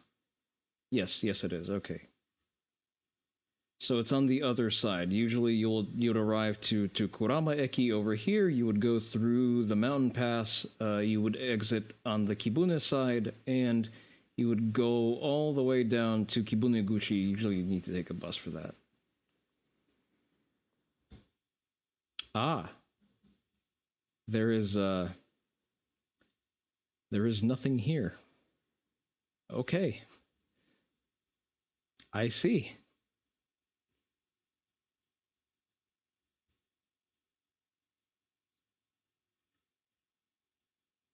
Oh, this is balls.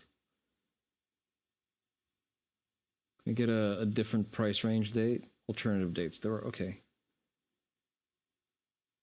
So let's get those alternative dates. Let's try to squeeze out as much as possible. Maybe a 4-night stay. Let's check the amenities real quick. Oh yeah, this is the tits. A friend of yours actually goes to Japan every other year. His way of visiting is renting rooms in local houses and random places, and he just goes to these random places and talks to old people. It is a way to do so. I very much like interfacing with like the formal domestic tourism infrastructure because the service is just so good. It's so good to interface with that part. Just understand Japanese omotenashi. Has a garden, has a bar, family room with mountain view. $220 for 4 nights, $500 per night. You know what? Costly, but it's like a little getaway. Like you go into Kyoto proper, but then for a couple of nights, you also like do this, and then you hit Kyoto proper. Damn, that'll fuck. I kind of want to do that. Little raw squid with a little bit of horseradish, mackerel oshizushi. It's not really oshi, but you know what I mean. Just look at the presentation. Fuck me.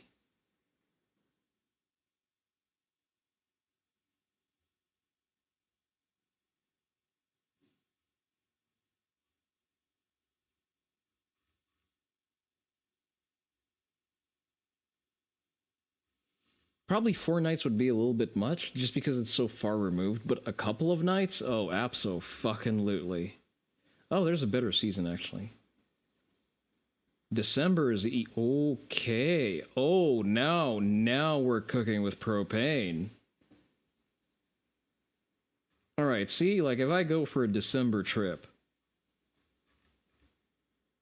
and what I would probably do is,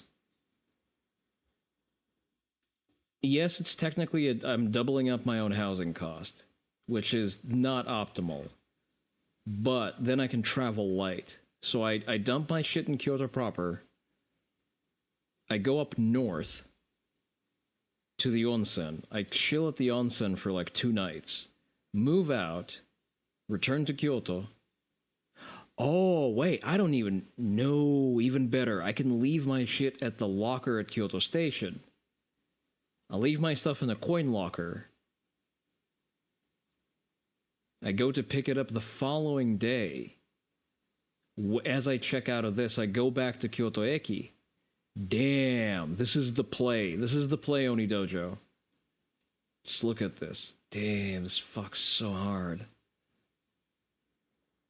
Okay, so the route is the following. You ride into Kyoto, you leave your non-essentials in a coin locker, and you move on to take a light train up north to Kurama. Where is this? Where is this exactly? I want to see my routes real quick. Okay, so you literally just go to Kurama Eki. You walk a little bit. Okay, maybe 3 days. 3 days you might not have enough to do here for 3 days. I'd say 2 days is probably optimal. You arrive, you decompress, you take the following day to tour the mountain, you go to Kibune, you hang out here, you eat the fantastic food. You loop back around either through this. It's not a really walkable area, but it's okay. Or you can go around through the mountain again. And then you just go back into your hotel. You decompress, you stew in the hot springs, you gather your shit, and then you move on to do like Kyoto proper. Holy damn, that is such a banger plan. I'm so impressed with myself for coming up with this. I am adding this to the notepad.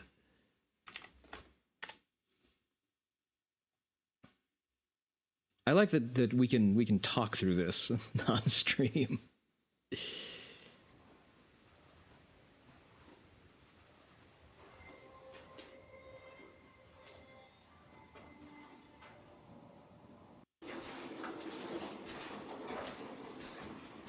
This looks like a newer construction building.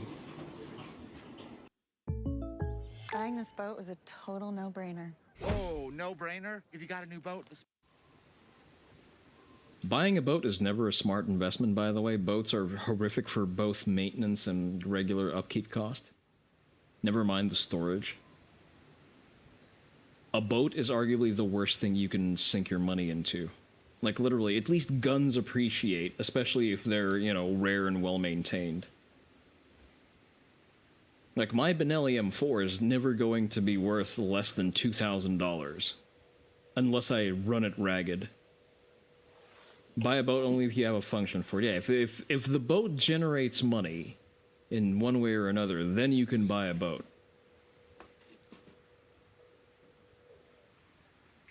Not a fan of there being English. Be transparent with that.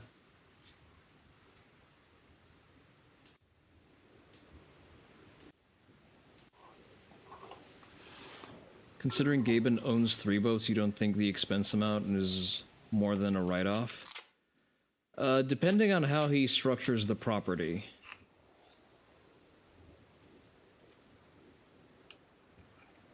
I'm not privy to Gaben's finances. From my understanding, that he also lives on said boats, because he just likes it that way. Okay, this is a little, lower rent. Still pretty respectable.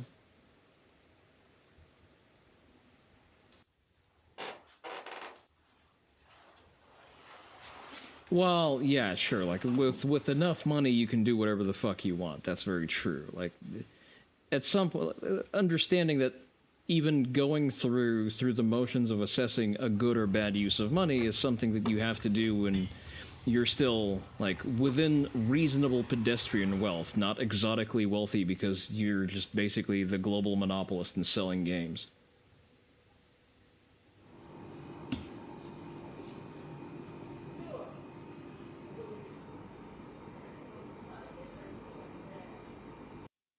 Let's switch over to this one.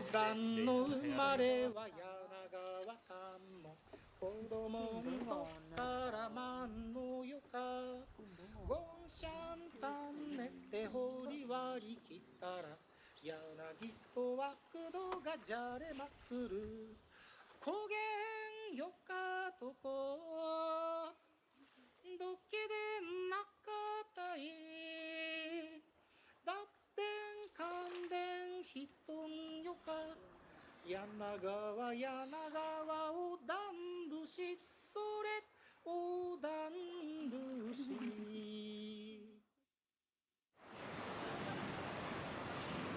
Hakata. Okay. So this is Kyushu. Oh yeah, it says it's in Kyushu.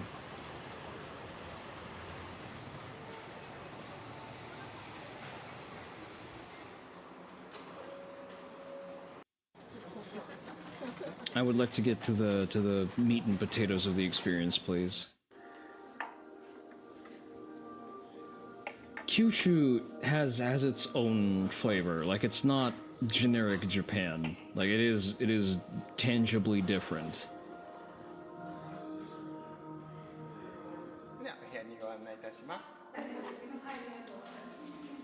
The way they speak is different. Their cuisine is different. What is Ryukyu to the rest of Japan, classically, traditionally? Well, I mean, it's part of Japan. That's it. The Ryukyu kingdom was conquered by actually a clan from Kyushu, interestingly enough. I think it was the Satsuma clan, yeah. There's really not any kind of special appreciation of it as a separate territory. It's treated as a discount Hawaii, basically. It's cheaper to go there than to go to Hawaii, and that's about it. お部屋はですね、4階にお進みいただきました405号室でご準備しております。はい、どうぞ。405号室黒松のお部屋でご準備しております。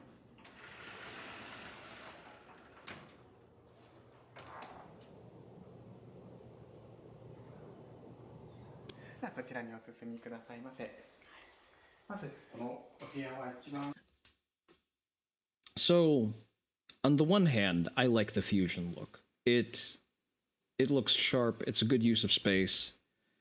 On the other hand, like if I'm gonna be in a traditional interior, I kind of want the full like use of the space because there's not a lot of it. So, having fixed beds in what aspires in an aspirationally Japanese room feels like a suboptimal use of space, you know what I mean? Because when it's a futon that just lays on the tatami, it just gets rolled up and you have the rest of the living space to yourself. この眺めをお楽しみいただけるようになっております。この小東園の庭ですとか文化財の建物を一望できるようになっております。ベッドの小向きになっておりますので、起きていただけましたら、文化財の建物、お庭をお楽しみいただけるようになっております。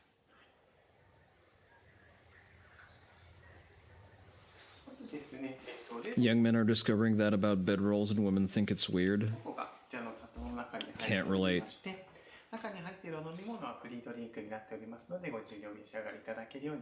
Like, a Western framed bed is good and all, but first of all, it encourages bad sleeping posture. Like, I don't know, if I sleep on a mattress that's too soft, my back just falls apart.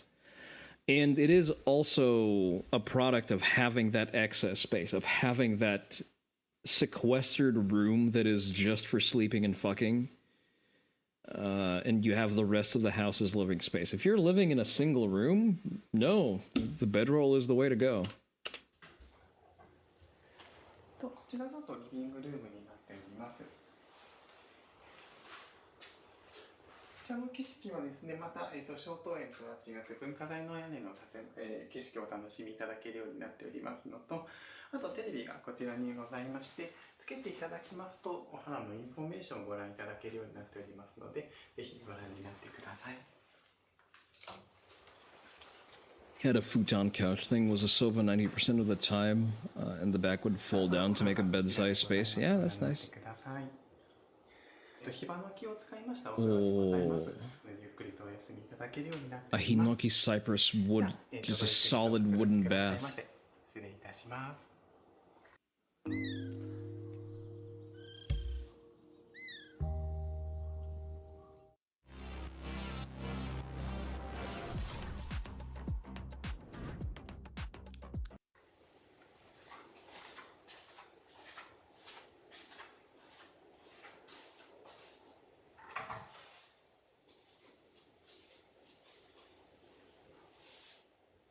It's actually another interesting aspect.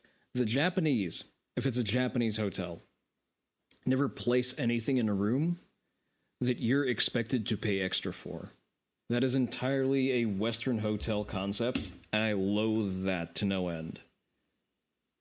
Like, they are tricking you into paying 3 times MSRP for something that they left in your room. When the Japanese leave something in your room, it is expected that it is a welcoming gift.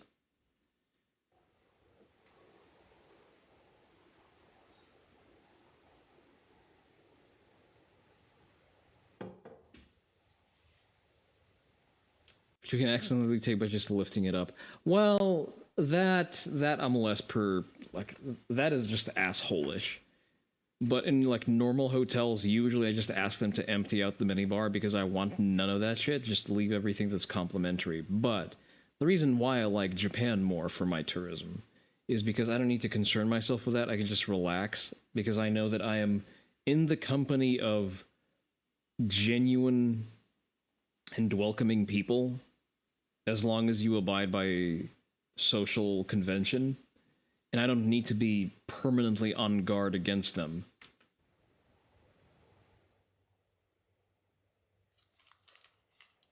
Koshiyama mochi. I'm not familiar with the particulars of Koshiyama mochi. How are they different from regular daifuku? Perhaps an additive in the flour?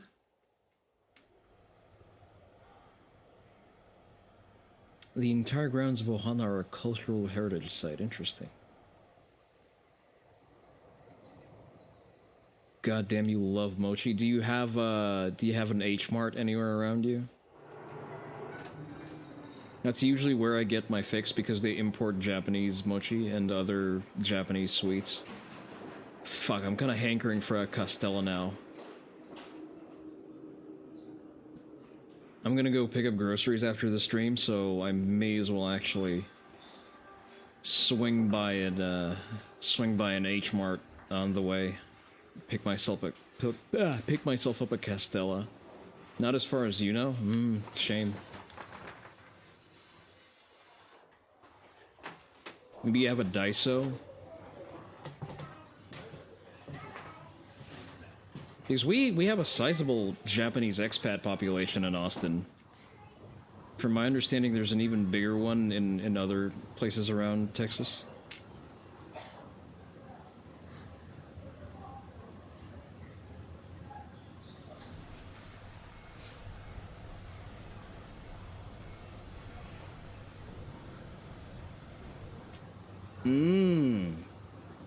Isajingo and Izumotaisha subsidiary shrines. That's actually extremely culturally relevant. So this is a maintained yashiki, a samurai estate, which has a dual use as a hotel.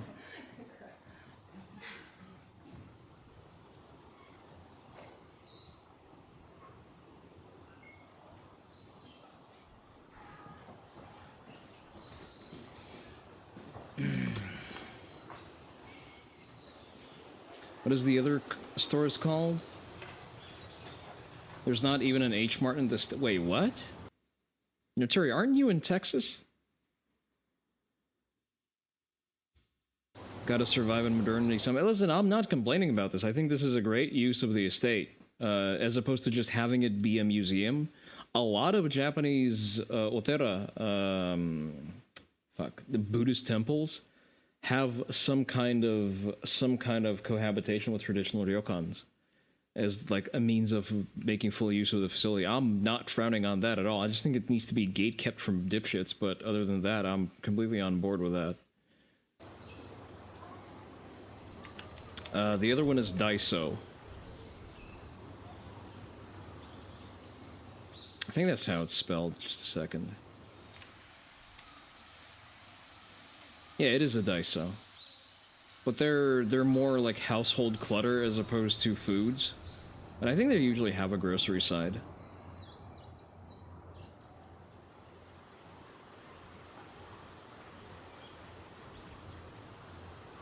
So it's a hotel that is attached to the estate.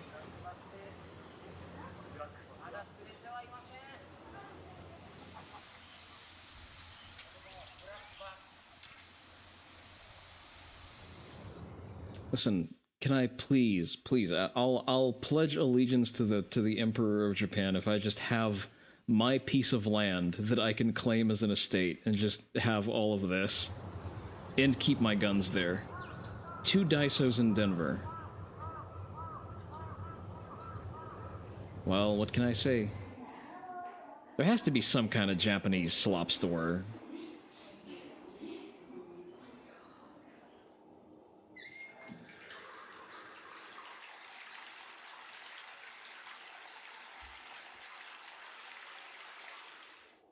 Should I splurge for a cypress bath?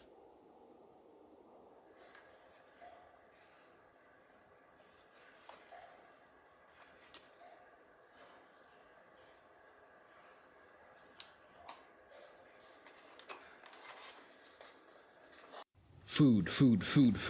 Yes.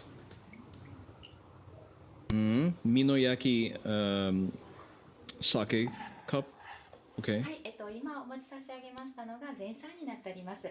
で、柳川のこの地で育ちましたお野菜とですね、あとは有明海の幸を使ってお客様方に提供するように心がけております。どうぞごゆっくりとお召し上がりください。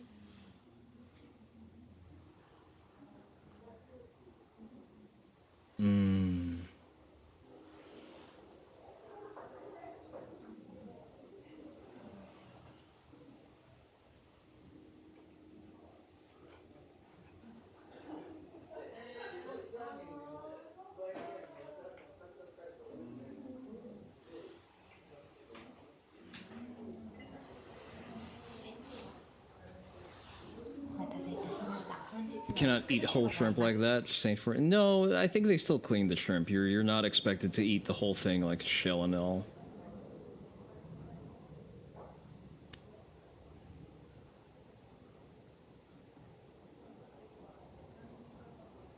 I'm getting some very bad Japan withdrawals on Dojo. It's hitting me very hard.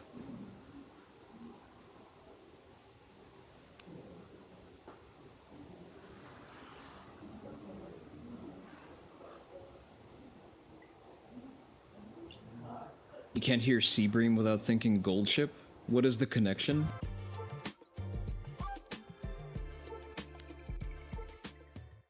In the fast-paced world of manufacturing, where reliability and trust are paramount,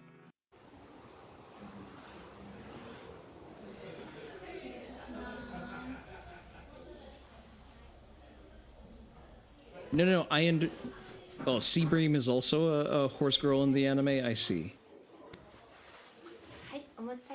When I hear Gold Ship, I think of that KFC ad.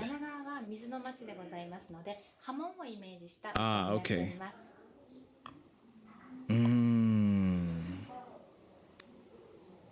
Clear broth.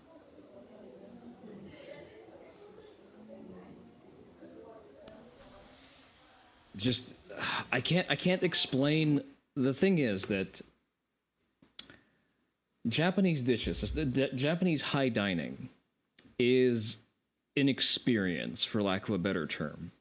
And every dish is designed to be pleasant and experiential in terms of its appearance, its smell, its taste, and its texture. So, for example, the suimono bowl here. This is a combination of different textures. You'll have little fish cakes that are spongy, a little bit of kombu, which is rubbery and chewy. You'll have this is sliced up young bamboo shoots.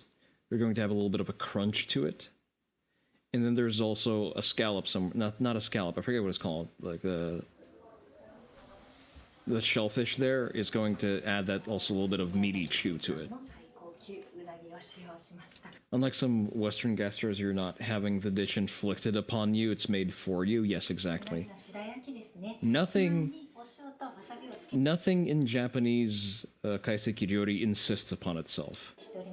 で、お塩の方が古くから柳川と島原の方で交易がございますので、その関係で島原の方から取り寄せたエコロ塩という塩をお付け差し上げております。どうぞ温かいうちにお召し上がりください。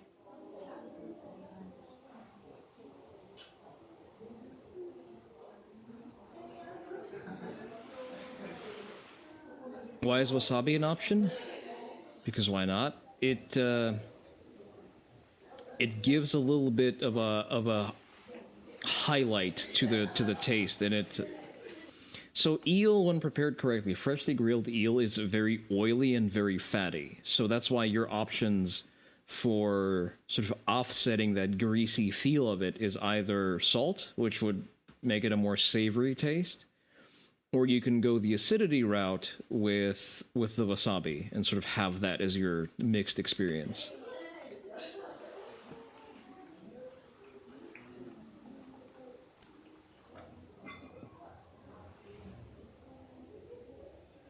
The objective is to give you a full palette of tastes and textures without overloading you with any one. That way you sort of keep moving through different palettes throughout the meal.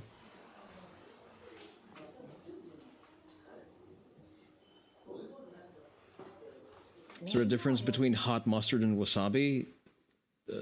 Significant, just because, well, freshly grated wasabi is just tastes different from mustard because it's a different plant. いいですね。はい、博多和牛のローストと鴨肉のローストをお付け差し上げております。和牛ローストの上にですね、桜の葉を揚げたものをお付け差し上げております。よろしければその葉と They got you doing dispatch. Listen, Seku, you have to pull through. Good luck out there, man. 和牛のお肉を一緒にお召し上がりいただくとさっぱりとお召し上がりいただける Thank you for checking in. We're going to be probably closing up shop pretty soon because it's late and I haven't had lunch and I have to do grocery shopping.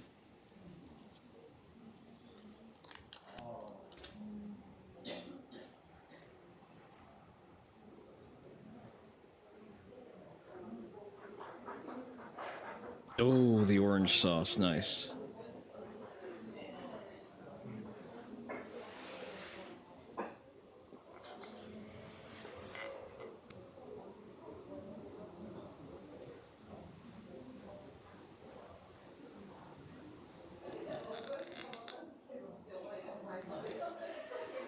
Liver soup, it's good for you, but damn, I just can't get behind that as a taste palette. I'm sorry.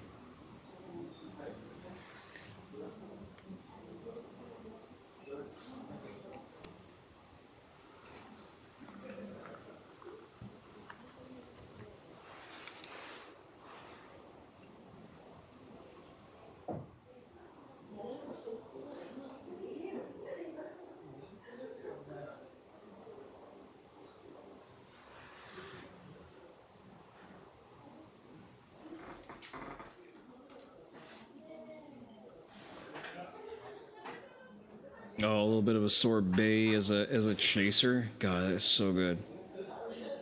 Just don't know what the Japanese call hot mustard. Is anything like what American or even German would call hot mustard? I don't know what hot mustard is. So, if we're talking, I assume you've tasted wasabi. Grated and tubed wasabi is, rather sublimated wasabi, is really not that different, except for, you know, maybe the grated one is a little bit fresher. But the spice of wasabi is more capsaicin and less aromatic. Like, it doesn't really interfere with the core taste of what you're eating.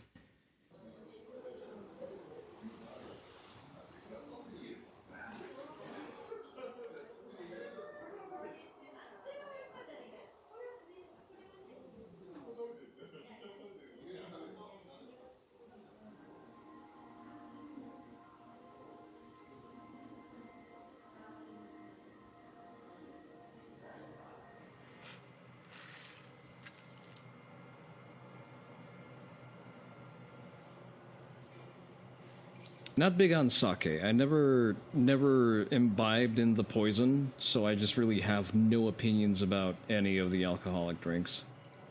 Oh, there's a Western-style building. Oh, okay.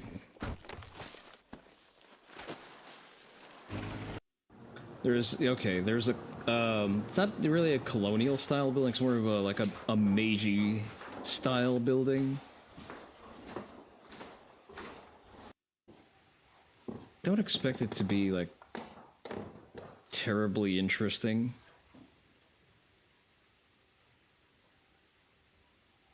entrance is a reception area. Interesting. All right, but I actually do.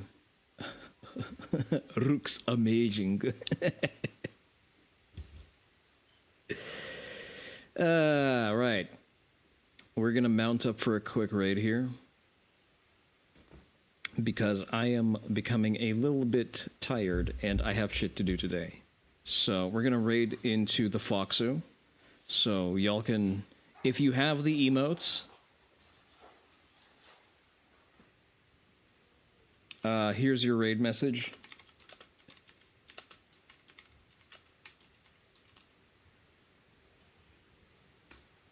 Just a second.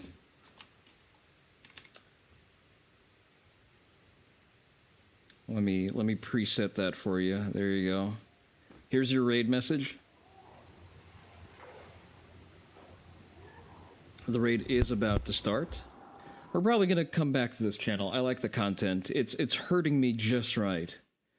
But yeah, we're back on our regular schedule. Follow the socials. Look out for all of the announcements. Look out for the shirt announcement, most importantly. And this has been Kuromaru Onii-san, reminding you to stay on that fucking grind.